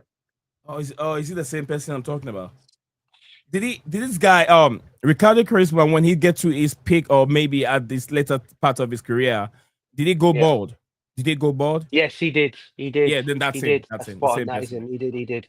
Yeah, when he went to Turkey, he played his football in Turkey as his last. I think he was playing in Galatasaray. I think he went then and he got bored. And obviously, I don't know if you know, he's playing his football now in Brazil. I don't know if he's retired now, but he did go and play in the Brazil league as well. But I think he's retired now. Yeah, but what a player he was. I do remember him more in the Portuguese national team than Chelsea. I didn't even see him much for Chelsea. He didn't get much of an opportunity. I think he came during the time when Philippe Scolari was our manager, and then for whatever reason, when Scolari was sacked, we had Gasedink again, and Gasedink for whatever reason didn't decide to play him afterwards. and he went his loan situation quickly finished. So obviously I was gutted because I thought, what? But he wanted to come to Chelsea badly as well. He wanted to move to Chelsea, and and they just didn't allow him to. They didn't get an opportunity to show. Had he had an opportunity to show, it'd have been brilliant for us, I think. Bromovich thought he has a very good manager. Bring him in, and Luis Filippo Scolari, shit manager. He was crap. Jesus Christ. Yeah, but he wasn't sacked. The thing of all this, he got Charisma. He was the one who got Charisma in along with Deco, but unfortunately he got sacked. And then obviously Gasidin came in, and he didn't like whatever reason or another, he didn't like Charisma. Probably he dribbles too much, too selfish, maybe too selfish. Because I know Charisma likes dribbling. He does, bro. But to be fair, he does always back up what he does. I just don't think he was given that opportunity to do it at Chelsea. Again, another player who, for me, I look at it now. I wish he just stayed in Portugal because he'd have been enjoyed more. He was enjoyed in Portugal by the fans. Everyone loved him in Portugal, and I wish he'd stayed there because he wanted to. He wanted to obviously widen his horizons, as most of the Portuguese players like to do when they're playing in that league, and go elsewhere and show what they can do. And believe me, this guy had a lot of skills in his locker, mate. They were saying he was actually quoted as probably being as good as Ronaldo was, and he was. To be fair to him, he was. But we all know what happened with their careers, so yeah, gutted. But yeah, he still remains to this day remains one of my favorite all-time Portuguese players. Right. He still remains one of my all-time great Portuguese players, Ricardo Quaresma. I know him very well. Steven, DJ, thank you guys very much. Adios. You are a winner. Stand tall, be proud. In the face of doubt, you shout it loud. Feel the strength, let it in. With every step, you're gonna win. You are a winner, feel no pain. You are a winner, feel no pain. Yeah, I woke up feeling like a champion. Every move I make, I got the stamina. Eyes on the prize, never lose sight. Grinding every day, pushing through the night. Got the fire in my soul, never back down. In the ring of life, I'm the one with the crown. Sweat and tears, yeah, I paid the cost. Every battle fought, I'm never lost. Hit the ball, you are a winner. Stand tall, be proud. In the face of doubt, you shout it loud.